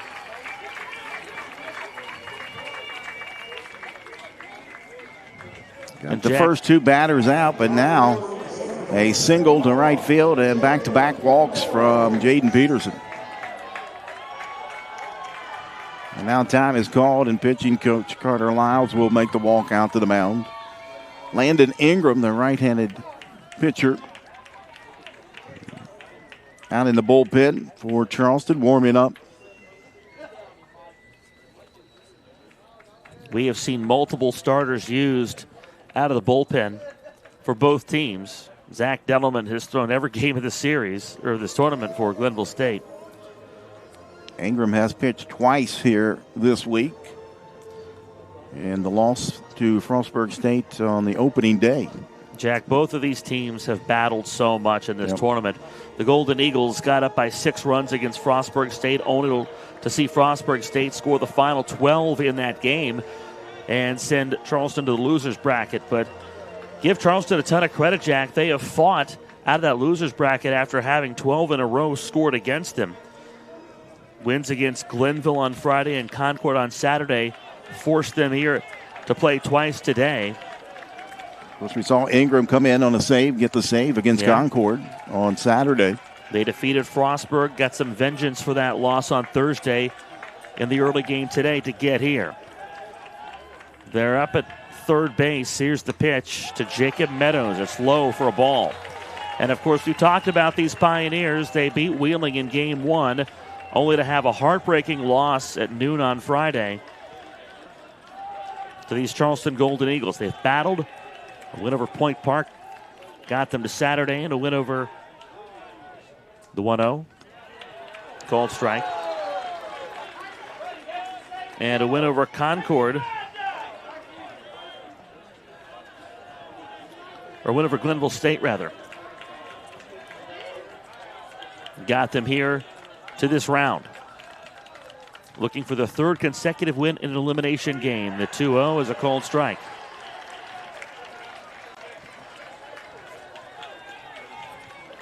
Actually, Jack, whoever wins, if it's Charleston, it would be their 4th straight win in an elimination game. Glennville State would be their 3rd. A ball and 2 strikes. The pitch to Meadows is laced foul wide of third. With 2 outs, Luke Swigert singled. Just the 3rd Glennville State hit of the game. Colby Guy and Carlos De Jesus walked. Bottom of the 7th inning. 2-run ball game for the Mountain East Conference Championship. The 1-2 pitch. Low from Peterson. 2 balls and 2 strikes.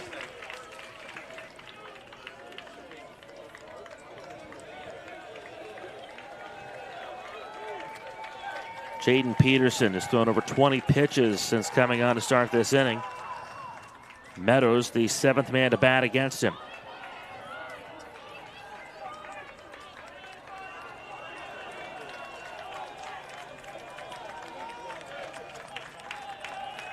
Bases full, 2 outs. The 2-2.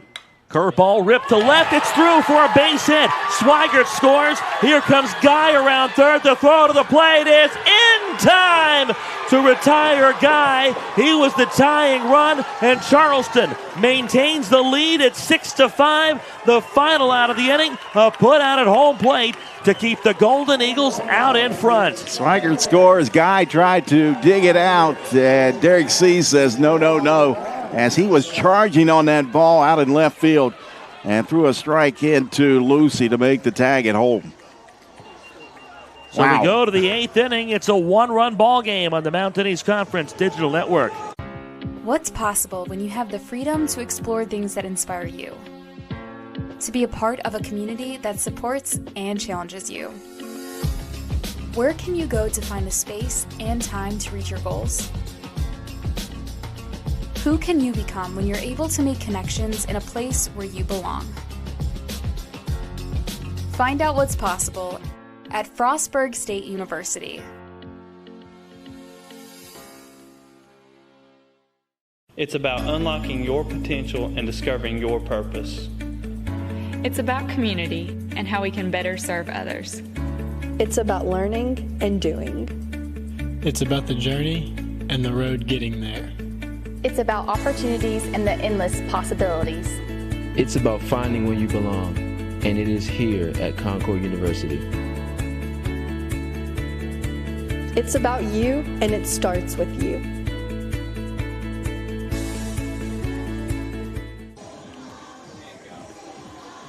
Gabe Patton continues on the mound as the lead remains 6-5 in favor of Charleston. And here's how they maintain that lead, Jack. And take a look at the replay and sees from left field. Just a one-hopper right into the glove of Lucy, and an easy tag at home as Guy came around third But the ball was hit a little too hard to left field. You're asking a lot of the first baseman in Colby Guy. A seed from Cease, and that ends the inning. And now Glennville State has made a change in left field. Grayson McNeil has left this game. The new left fielder is Hunter Thomas for Glenville State. So Hunter Thomas now in left field. Pitch outside for a ball to Ashton Cochran.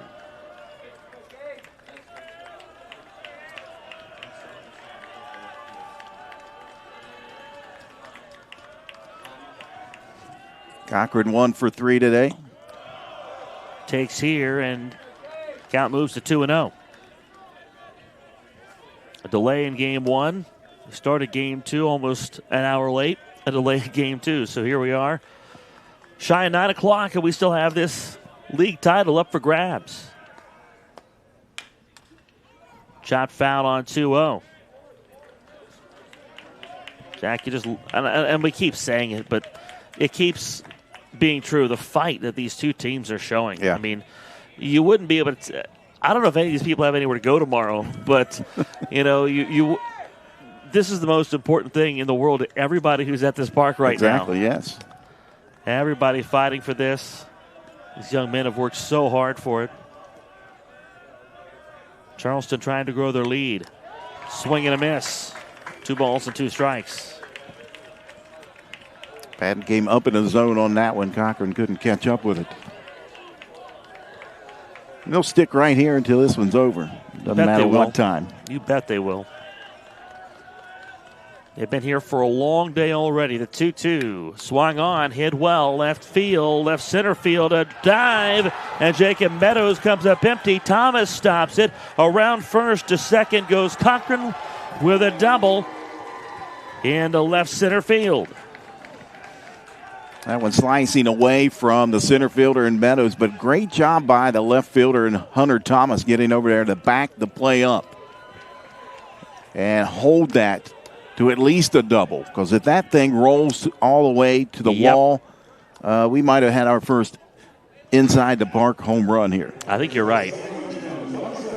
And that's always the risk reward of making that play in center field. Meadows goes all out for it, but at the same time, if you don't get it, there's a good chance that thing gets by you, and if you don't have the backup that Thomas provided, it could be a long 15 seconds for you. Play at the second base as coming in is Blair. A timing play. That's you flash in front. As Bright was kind of dancing around the bag, and then he flashed in front of Cochran. And as soon as you get that movement in front of the runner, that's when the pitcher turns and throws to Blair. Stansbury's had a hot stick these last couple days. Takes a strike on the outer edge. Of course, that's a timing play that you practice. Usually the pitcher is looking at home and the catcher will drop his glove or something, indicate, hey, throw it. I'd imagine that's a thing that gets worked on a lot in fall ball. The 0-1. Bunt and a miss. They appeal and say he didn't go. He did pull the bat back, but when did he pull the bat back? The home plate in question. The home plate umpire looked at the first base umpire and said, "What say you?" And everyone in the crowd decided to offer their opinion. Take a look at the replay here. Well, what say you, Jack? Oh, I think he went. Yeah, me too. Stansbury bunts it off the third base side of the mound. Patton has to hurry the throw in time. Good bunt by Stansbury, and it moves Cochran to third. And remember, playing for a run here. You'd love to push this lead back to 2 runs and get the one back that you lost in the 7th. We're in the top of the 8th inning. Top of the order, and Andrew Coburn. We're 2 for 3 on the afternoon, but now we're going to have to wait as Jimmy Mullins appears out of the dugout, and he's going to make a pitching change. End of the line for Gabe Patton, and he and Jacob Gora before him have been tremendous in relief. They've gotten this game from the third inning on to the eighth. Patton hands it off to the bullpen. 6-5 your score. Charleston's lead trimmed to 1. Golden Eagles have a runner at third base. We're back from Charleston after this. Tomorrow's innovators, teachers, caregivers, researchers, leaders, and creators all have one thing in common.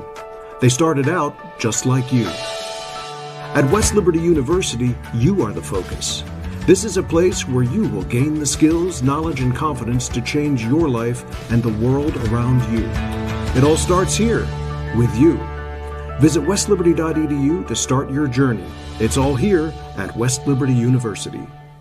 Glennville State University offers cutting-edge programs, small class sizes, and dedicated faculty providing students with a personalized experience focused on their success. With the lowest tuition in the Mountain State, every student has the opportunity to achieve their goals. At Glenville State University, you'll find a community that supports, challenges, and inspires you every step of the way. From hands-on learning in state-of-the-art facilities to internships that connect you with real-world opportunities, we prepare you for the challenges and triumphs of tomorrow. Pioneer your future at Glenville State University. Fifth pitcher of the game for Glennville State. Another face we have not seen in this tournament. Tyler Consolidated High School product, Ty Walton, comes on here with one away in the eighth and a runner at third base. Left-hander, 5'11 junior from Middleburn, West Virginia, like you said. Played at Tyler Consolidated High School. We'll get an opportunity on the mound. 19 appearances, all out of the bullpen for Ty Walton. 13 and a third innings pitched, 13 hits, 12 earned runs, 23 walks, and 14 strikeouts for Walton. Opposing batters batting .260 against him. He's got a 2-4 record on the season, an 8.10 ERA.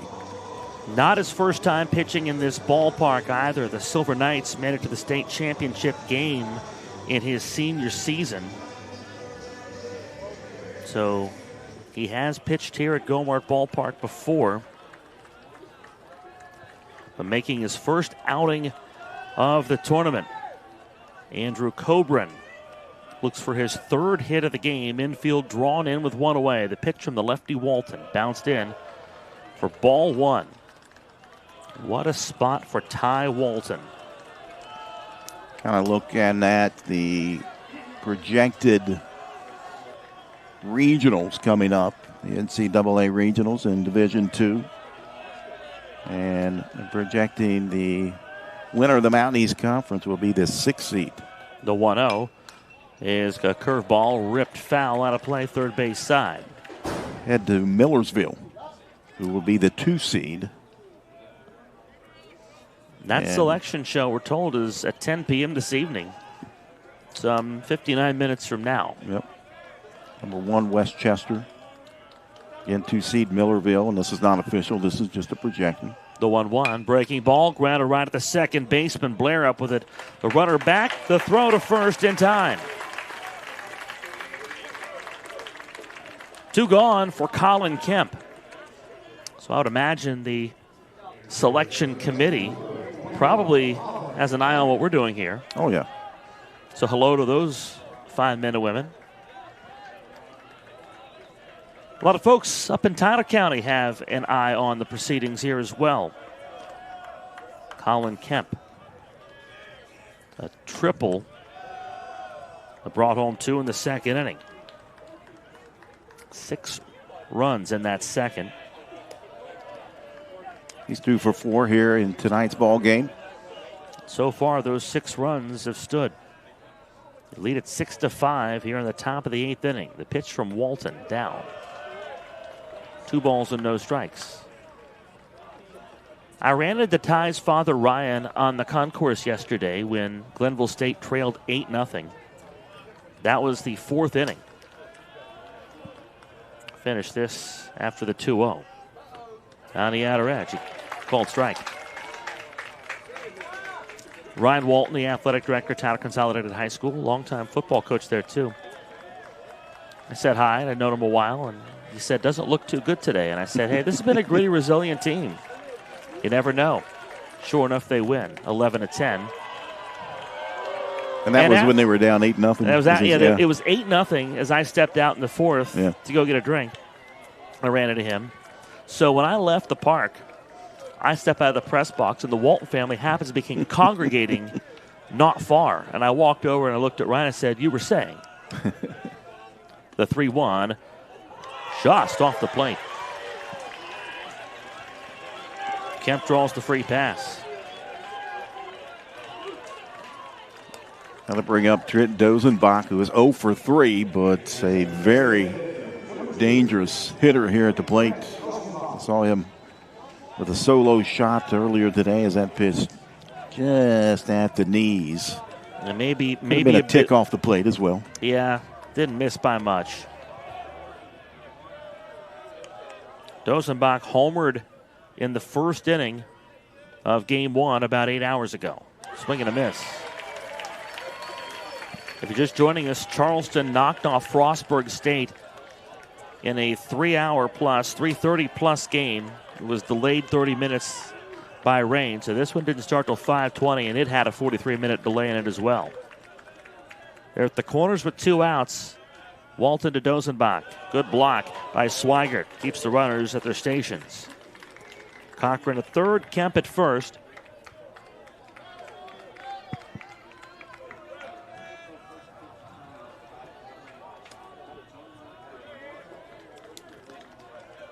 We're 3 hours, 42 minutes now, so almost 3 hours minus the delay. Dozenbach takes a cold strike. And this one's still very much up for grabs. Yes. What a tournament week it has been here in Charleston. Ballpark at full throat. 2 on, 2 outs. Charleston trying to grow a 6-5 lead. Ty Walton, the left-hander, fires low and outside. He was bumped up on that one. He pounded his chest and said, "No, that's me." I think he overcooked that offering, and he knows it. You overcook it too much, and it's going to be a 2-run lead as Cochran down at third. Remember, that is a stone backstop. Yeah. We've seen some lively hops already this week. Derek Cease is on deck. He's swung a hot stick this week. Dozenbach ready to pitch from Walton. Grounder foul wide of first.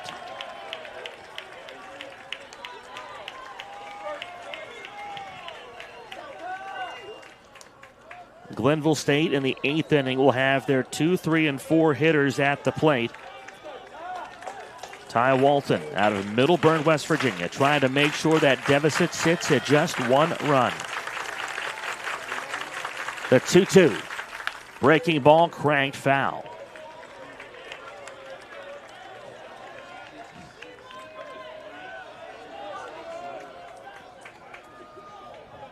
Seventh pitch of the at-bat forthcoming.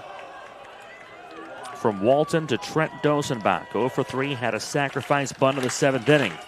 Charleston has been playing for 1 run for a couple innings now. Has not been able to get anything going. Here's the 2-2. Check swing. Did he go? No appeal. 3-2. That to me looked a bit low. Yeah. A little closer than I thought initially. A lot of blue in the crowd today, and you see that applause start to roll in. Another 3-2 pitch. Swung on. Dozenbach sends it in the air to left field. Hunter Thomas, the new left fielder, makes the catch. And Ty Walton has come on out of the Glennville State bullpen.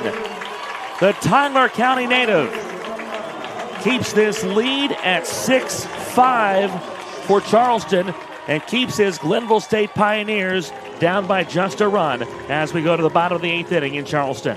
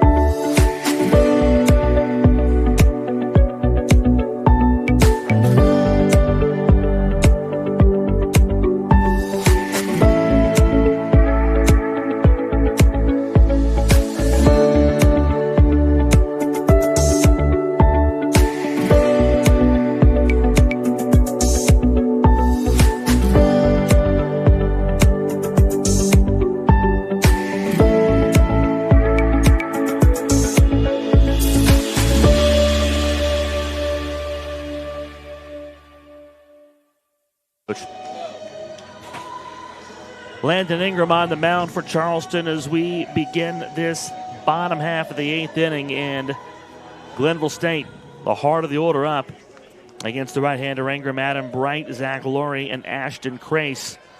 Ingram, one of several guys who has pitched multiple times. Yeah, third time we've seen him here this week. Yeah, this week, today.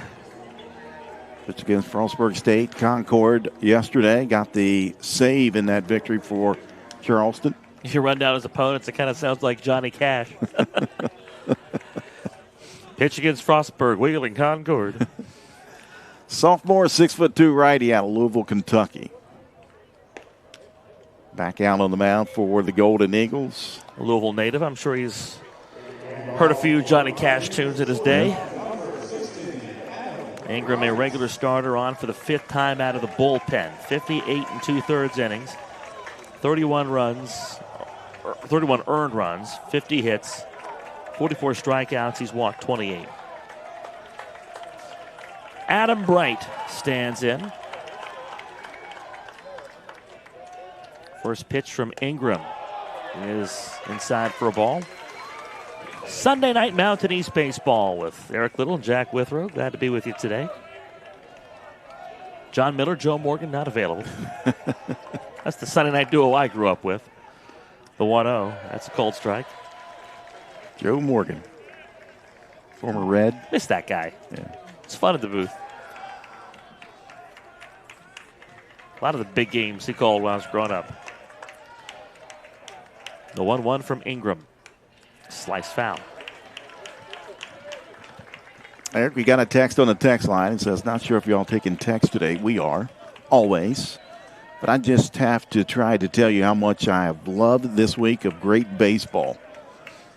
You guys have made me feel like I was right there with my Golden Eagles, and that's Kay Watson down in Fort Worth, Texas.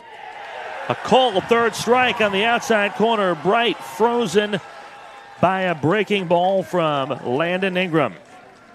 Appreciate the text, Kay. The mother, happy Mother's Day, by the way, Kay Watson. Yes. The mother of Kyle Watson, assistant coach for the Charleston baseball team. Happy Mother's Day to Kay Watson. Happy Mother's Day to all the mothers out there. Wish my mother, Leslie Little, a happy Mother's Day in Game 1. She may be watching by now. That's a cold strike on the outside edge to Zach Laurie. Continued work in the bullpen, and you're not going to guess who is out there.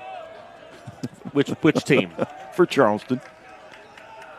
I see Devin Fletcher out there, who threw 5 innings in Game 1. Laurie cut and a miss for strike 2. 5 quality innings in Game 1 today. I saw him walking around the concourse during the weather delay in Game 2. I think he just likes walking around. Nobody on, 1 out. The 0-2. Laurie takes it high. Again, a happy Mother's Day to all the mothers out there. And the mothers of these players, I'm sure baseball moms have spent some Mother's Days in some unflattering places, but they'd rather be nowhere else if they're truly being honest, other than maybe Tahiti. The 2-1, swing and a miss.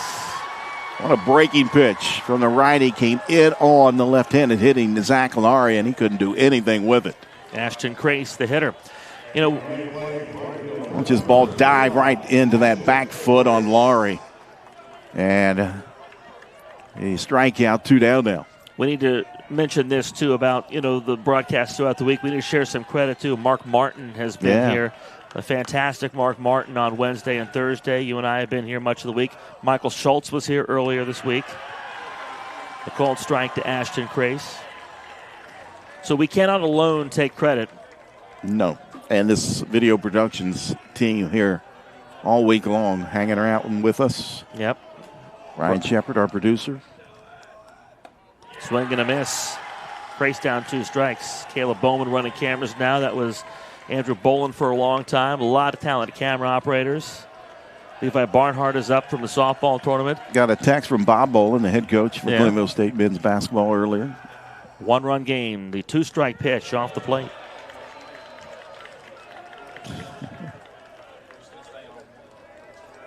Butch Mounts, the executive producer of Video Productions.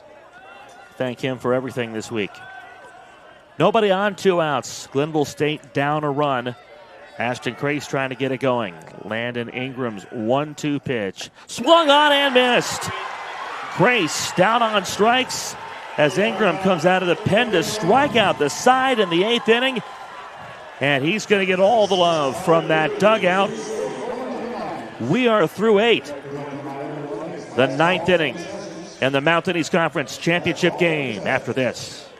You have dreams. A better life, a better job, a better you. So where do you start to build the skills necessary to get there? At West Virginia State, you are not just a number, you are who you choose to be. You receive personal attention from award-winning faculty. You study in nationally recognized programs. You learn the skills that will get you the job you know you can have. No matter where you want to go or what you want to do, it starts at State. Being a champion takes more than skill, more than endless drills, more than using your head. Being a champion takes the heart to give it your all, the agility to thrive from any angle, and the relentless drive to be the best. Welcome to Division II, where the pursuit is yours to create, and the question isn't, can you do it? It's will you?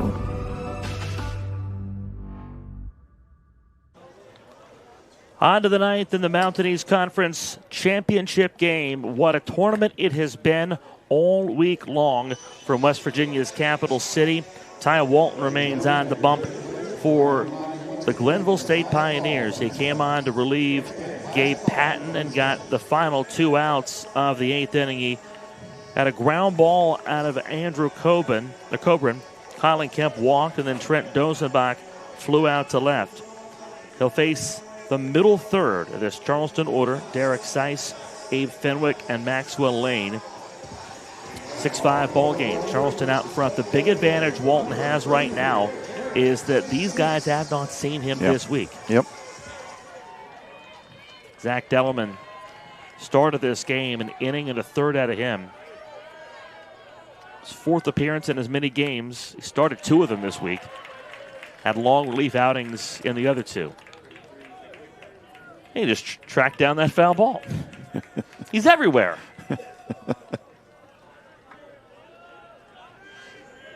He has hung out at the top of the step there for much of the game after he came out of the game. He's a dude. Seems like a fun hang. Yep. Pitches outside, ball and a strike to Derek Seiss. A base hit for him in the 2nd inning. Again, 11 hits for Charleston in Game 2. They had 14 in Game 1. The 1-1.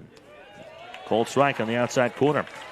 We've talked about this a few times, Jack. The vast majority of these hits have been singles. Just 2 extra base hits here in Game 2, and they only had 4 in Game 1.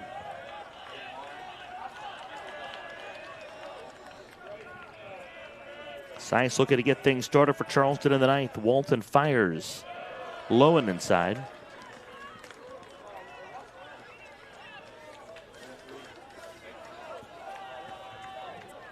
Two balls, 2 strikes.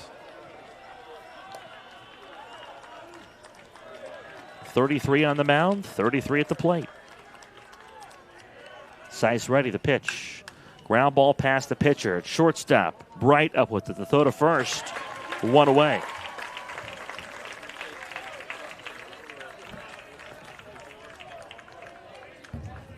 Abe Fenwick doubled in his last at bat of Game 1 today. And then singled in his first 2, but that was before the rain delay. Does not have a hit in his 2 plate appearances after a 43-minute weather delay in the bottom of the 4th inning. A cold front has moved in, and he apparently caught up in that. The pitch low and away. Christmas tree lights are on out in left center field, by the way. They came on at 8 o'clock. I noticed that. I think they were timed. Green tonight. I've seen red. I saw blue. The 1-0 is inside. I think they change colors every so often. Okay. Luke Swigert. We talk about again. We get back with the catchers here. This guy is caught. Yeah, you every inning. You brought this up earlier, and I meant to follow back on it, and something else happened. But Charleston has used two different catchers. They used Drew Lucy, who's on after Ryan Camelo made his second start of the weekend today. Luke Swigert for Charleston has caught every inning of this tournament. Bring him out some fluids, and they're going to take him out of the game. He's done. I hate to see it end that way for Luke Swigert. Is he going to go to the bullpen and catch in the bullpen? No, he's going to walk. He'll walk to the dugout. They're bringing out some fluids. He is due up third when the Pioneers will bat in the bottom of the ninth. Yeah. David Arroyo out of Caracas, Venezuela is the new catcher. But yeah, I meant to circle back to that. I was not able to do so. But again, you made that point earlier in this ball game, so thank you for doing that, Jack. Only because I was a catcher my entire career, and I remember doing doubleheaders in high school. And it takes a toll on you. Yeah. And again, we've talked about the mental load of certain positions. Catching is one of them and has a big, big mental load on that. Calling pitches, dictating a lot of things in the running game. Having to be aware of so many situations that many other players don't think about. Fenwick takes outside on. Not to mention the beating your body takes off of foul balls. You're bending over. You're bending at the knees, squatted down the entire time. 3 balls and no strikes. How in the world am I even walking right now? The pitch low and outside for ball 4. Fenwick takes the free pass. Yeah, my knees started acting up when I was in my late 20s, early 30s, and I didn't think about this until I had a conversation with another broadcaster I went to high school with. And he mentioned, kind of offhand, that his knees gave him trouble too. And I never equated those two things. I just thought it was everybody when they get a certain age. But it's why you see when you take over the play-by-play, I could take a walk. Yep. I got to get my knees. I've never had knee out. issues, though, so knock on wood. Other than cramping and things like that and just aching. Me neither. Pitches inside. Maxwell Lane takes the ball. And this has been two old men talk about their aches and pains. Aches and pains. The ninth inning of the Mountain East Conference Championship game version. Yeah, we're going to have a pitching change here as Mullins back out of the dugout and the quick walk to the mound as he peers down the left field line at his bullpen. Ty Walton came on and he faced 5 guys, retired 3 of them, got out of the 8th inning, got the first guy in the 9th to ground out, walked Dave Fenwick, and then a 5th consecutive ball to Maxwell Lane. And if this were not an elimination game, maybe a longer leash for Ty Walton, but he trots or walks off the field, and he's going to get a nice reception from his guys. People continue to watch as we come back. We'll talk about back pains. We continue in the top of the 9th inning, 6-5. Charleston over Glennville State. This is the Mountain East Conference Baseball Championship presented by the Health Plan. Davis and Elkins College continues leading the way, and we did not slow down, even during the global health crisis. We have secured private donations and grant funding to support our growing, successful, and now accelerated nursing programs. Davis and Elkins nursing graduates have repeatedly posted 100% passing rates on nursing boards and are sought after by health organizations of all sizes, specialties, and locations. They need nurses, and we train the best. For over 4 decades, the health plan has been rooted in your community and the state of West Virginia. A steady part of your family and your business. We're here for you with health services designed to manage and improve your well-being. The health plan is powered by a team of dedicated healthcare professionals and trusted local partners. Because your health deserves more than just coverage. It deserves commitment. The health plan. Here for you. William Chu on for the second time in as many days out of the Glennville State bullpen in relief of Ty Walton as Charleston tries to grow a 6-5 lead, and Glennville State tries to prevent them from doing that here in the top of the 9th inning. 1 out and 1 on for Charleston, and a ball and no strikes to Maxwell Lane against William Chu. Yeah, 5'10" senior out of Taipei, Taiwan. He'll drop down, a little sidewinder action for Chu. Take a look at his numbers, 23 appearances on the season. He did have 3 starts, but most of his work coming out of the bullpen with 33 1/3 innings pitched.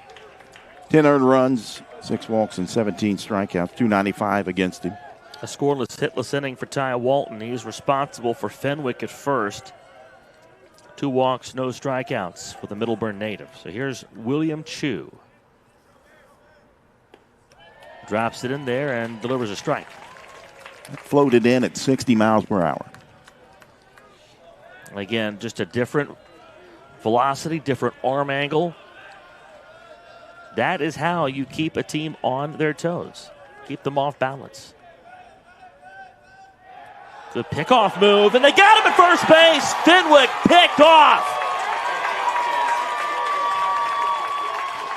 He threw it a lot faster than 60 miles per hour to first base. Sure did. What a move.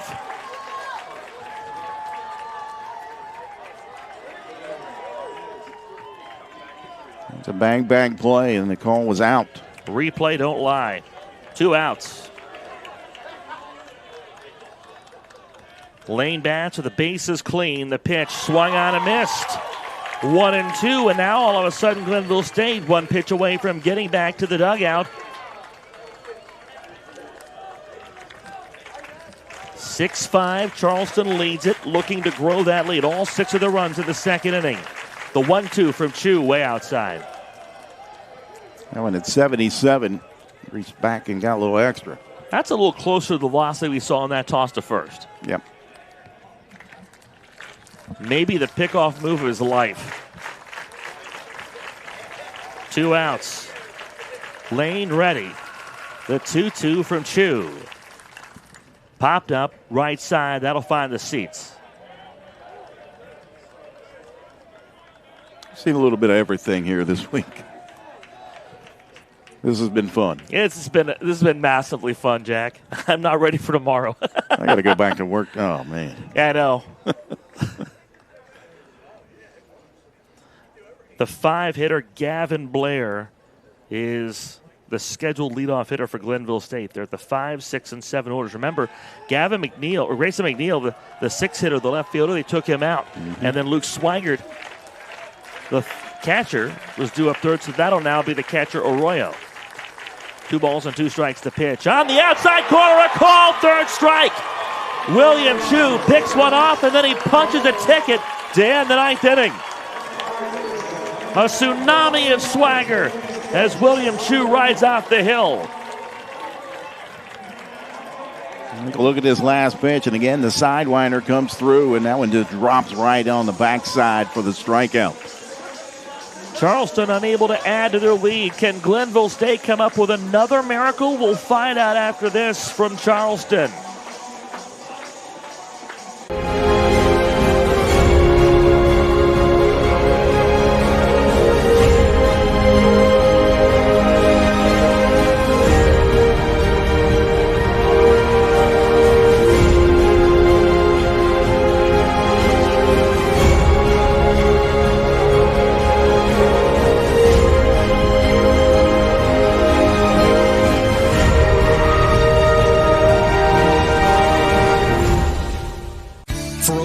Decades, the health plan has been rooted in your community and the state of West Virginia. A steady part of your family and your business. We're here for you with health services designed to manage and improve your well-being. The health plan is powered by a team of dedicated healthcare professionals and trusted local partners. Because your health deserves more than just coverage. It deserves commitment. The health plan. Here for you. Yesterday in Salem, Virginia, the Glennville State softball team, needing to win twice to win the Mountain East Conference softball championship, did exactly that. Does the baseball team have a similar rally today? They have battled their way out of the loser's bracket after a devastating loss on Friday afternoon to these Charleston Golden Eagles. They came back and won Friday night to get to Saturday and won last night to get here. And I got the feeling that the Pioneers have been knocking on the door so many times here tonight. That do they finally bust through? here in the bottom of the ninth inning. It would be absolutely storybook if they did. A 2-0 win against Point Park to eliminate the Pioneers on Friday. Down 8 runs last night to Frostburg State. They rally back to win 11-10, down 6 early today. Can they come back again? A strike to Gavin Blair facing Landon Ingram. Blair, Hunter Thomas, and then the new catcher, Arroyo. Unless they take him down for a pinch hitter. It'll be Blair, or it'll be Thomas's first at bat. Blair calls time. And it would be Arroyo's first. The 0-1, check swing. They appeal. No. Again, the 5, 6, 7 hitters. But again, 6 and 7 were taken out of this game at various times for different reasons. Swigert with a cramp just a moment ago, and Thomas replaced McNeil prior to the inning. The pitch bounced foul.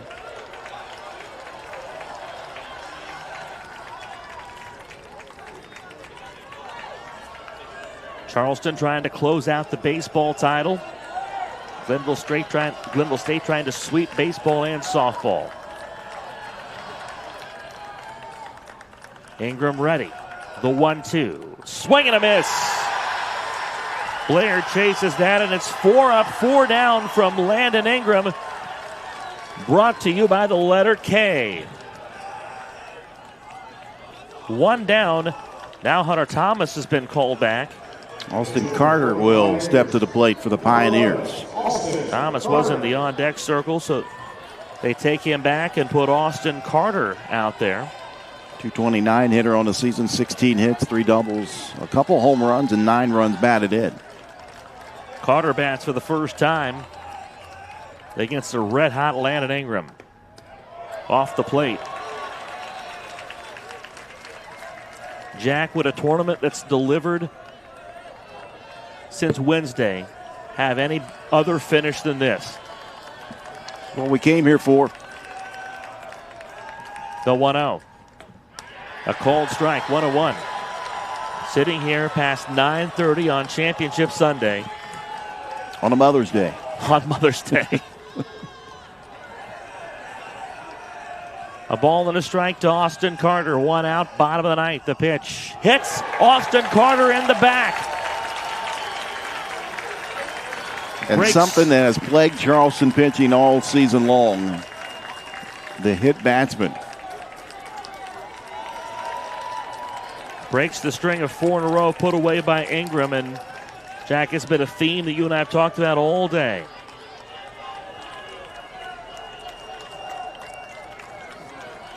David Arroyo will hit.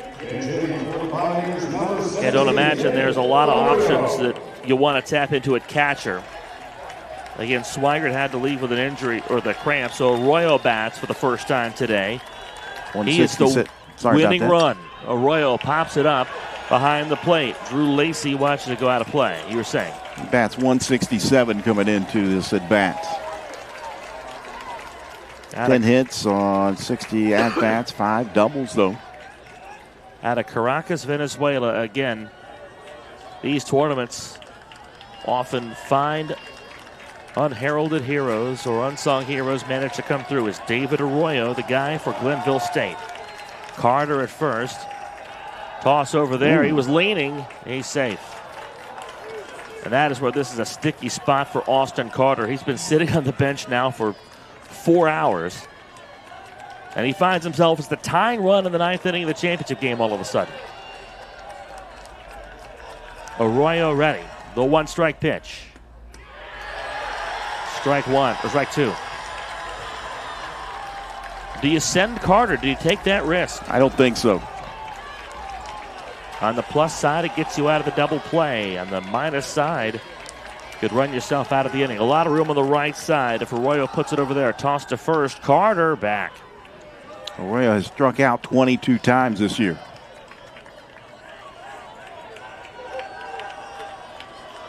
Say if you're Ingram, you go right at him here. 0-2.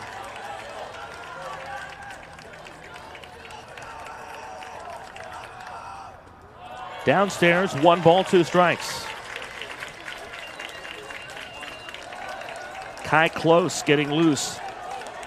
Might have been setting him up here. The throw or the pitch there, down and away, come back in. Maybe a fastball up in on the hands. Close has been a trusted late inning reliever for Charleston. He's available in the Charleston bullpen. Arroyo, the 1-2 to him. Upstairs, 2 balls and 2 strikes. That's what he tried to do. Arroyo lays off of that one. Remember, Glennville State tried to tie this game in the 7th inning. Jacob Meadows singled to score Swigert, and then Colby Guy was thrown out at the plate to end the inning. The 2-2. Arroyo swings, lifts it into right center field. Fenwick back, reaches up and makes the catch at the warning track. 2 gone. Abe Fenwick, the Charleston native. Off the bat, everybody in blue thought that was... It just hung up enough as Fenwick showing his speed out in center field. Yeah, off the bat, everybody thought that was either going to get off the wall or over the wall. So 2 outs, Colby Guy, the last hope for the Glennville State Pioneers. He's hitless today in 3 tries, has walked. Carter at first, 2 away, 6-5 Charleston. The pitch. Guy dribbles it foul, third base side. It's all come down to this, Jack. Several fans on their feet around the ballpark. The winner on to the NCAA Regionals and the champions of the Mountain East Conference. The 1-strike pitch to Colby Guy. Runner goes. That's a ball outside, and Carter steals without a throw. Lacey lost the handle on the ball, so now a base knock ties the game here in the 9th inning.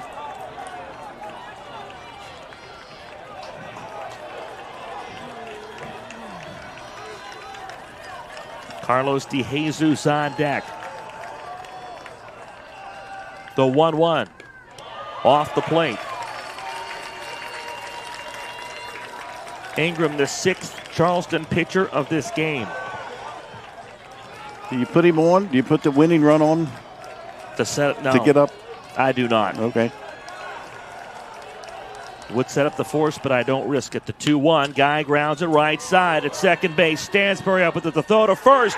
In time to send the Charleston Golden Eagles to the NCAA Regionals. The Golden Eagles battle back, and they soar to a Mountain East Conference baseball championship.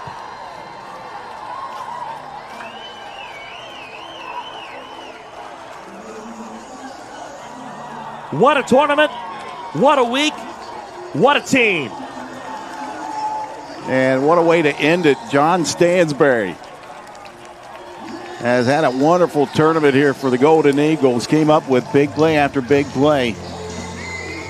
And the ground ball to Stansbury that was in the hole. He ranges over, makes the perfect throw over to Cochran to end it and give the Mountain East Conference baseball tournament championship to the Golden Eagles of the University of Charleston.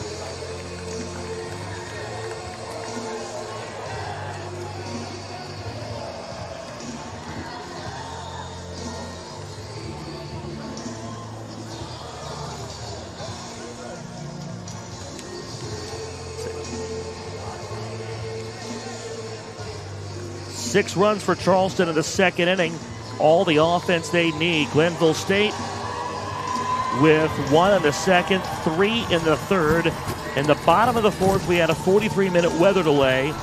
In the 7th, Glenville State got a run. We mentioned this a moment ago. The single from Jacob Meadows with 2 outs brought home Luke Swigert. Colby Guy thrown out trying to score on the base hit to left field. That was as close as Glenville State would come to tying this game. They only had 1 base runner on after that, as Jayden Peterson struck out the side, or excuse me, Landon Ingram struck out the side in the 8th inning. Got a strikeout of Gavin Blair, hit Austin Carter with a pitch. David Arroyo flew out to deep right center, and Colby Guy grounded out to end this Mountain East Conference Championship game. Official time of the game, 4 hours and 14 minutes. That includes a 43-minute delay. The win goes to Sam Sheets. The loss goes to Zach Dellerman. And the save to Landon Ingram. Jack Withrow, what a week. Your final thoughts on this Mountain East Conference tournament? Yeah, like I've said time and time again, the tournament provided a little bit of everything here this week. The 2-1s bowed out. Wheeling bowed out early after 2. Then you had two seeds get to Sunday here and a 3 seed. And Glennville State, and what a run by the Pioneers here in the tournament. And what a run by Charleston. But this is what we came for. The high drama, the nail biters, the crowds. I mean, this has been a wonderful week of baseball here in the Mountain East Conference. A special thanks to the city of Charleston for being a fantastic host, the Charleston Dirty Birds organization for being an excellent host, the Mountain East Conference for being terrific partners. Reed Amos, the commissioner of the league, about to present this trophy to Charleston head coach Dean Peterson and the entire staff of the University of Charleston. Thank you to the executive producer of Video Productions, Butch Mounts. Again, MEC TV is produced by the Mountain East Conference in association with Video Productions. Calling the shots today, our guy Brian Shepard. We thank him for doing that with us today all week. Andrew Bolin has been on as a director. Chase Bowman has been here calling cameras. He's been on the cameras. Cameron Ball, Louisa DC, they have done a fine job with us as well. And a thank you to my partner, Jack Withrow. We also had Michael Schultz, Mark Martin here this week. A 6-run second inning is enough for Charleston. 6-time champion in the Mountain East Conference tournament now for the Golden Eagles. I don't know if there is one that's any more memorable than this, the way they had to battle back and pull it out. 6 in the second today, and they made it stand after losing in their tournament opener to Frostburg State on Thursday. Charleston battled back to defeat Glenville in stunning fashion on Friday to save their season. And then they defeated Concord Saturday to advance to championship Sunday. A 9-2 win over Frostburg State in the first game today to eliminate Frostburg State and get some vengeance from that loss on Thursday. And then a 6-run second inning gave Charleston all the offense they need. Glennville State battled throughout. They just ran out of gas at the end. Your final score, Charleston 6, Glennville State 5. For our entire Video Productions crew, our producer Brian Shepard, the executive producer of Video Productions, Butch Mounts, and my partner Jack Withrow. My name is Eric Little. Thank you for watching from Charleston, West Virginia. Again, your final, Charleston 6, Glennville State 5. This has been a production of Video Productions in association with the Mountain East Conference. Good night, everybody.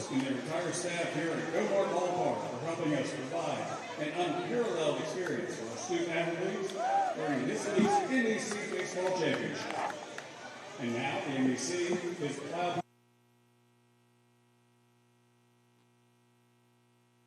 The Mountain East Conference certificate commemorating the accomplishment will be made on campus for each student athlete. From Point Park, Trevor Jones. From Concord, Caden Valero. From Concord, Lacey Burke. From Frostburg State, Jackson Shalley. From Frostburg State, Ryan Bowman. From Frostburg State, Bryce Bauer. From Glennville State, Adam Bright. From Glennville State, Austin Grace. And from Glennville State, Zach Dellerman. From the University of Charleston, Derek Cease. And from the University of Charleston, Jordan Peterson. And the 2026 tournament MVP from the University of Charleston, Colin Kemp.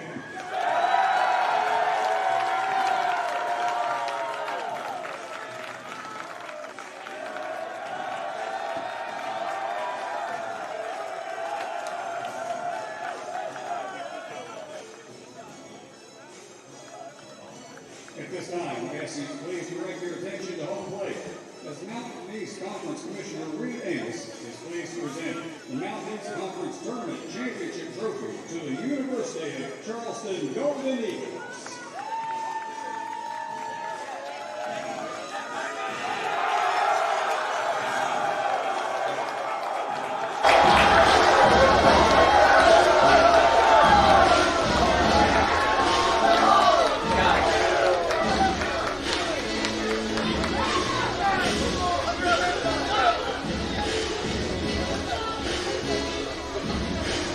Congratulations to the University of Charleston Golden Eagles for receiving the MEC's automatic bid for this week's NCAA Division II Baseball Delaney Regional location to be announced during tonight's selection show at ncaa.org at 10:30.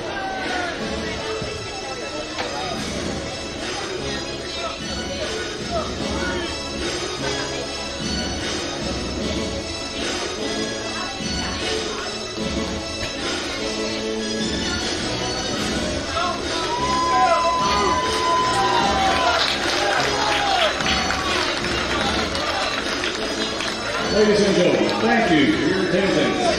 The 2026 Mountain East Conference Baseball Championship here at Glennville Ballpark. We ask you to travel safely, and we hope to see you in attendance again here next year.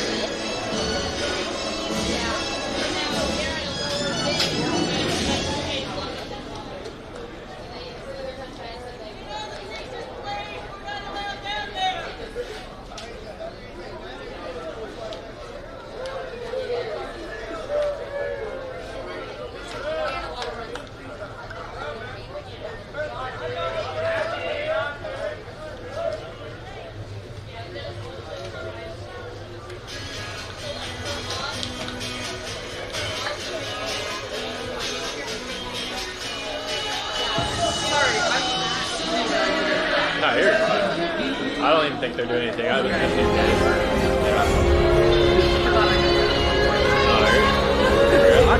I'm not used to this camera either. I couldn't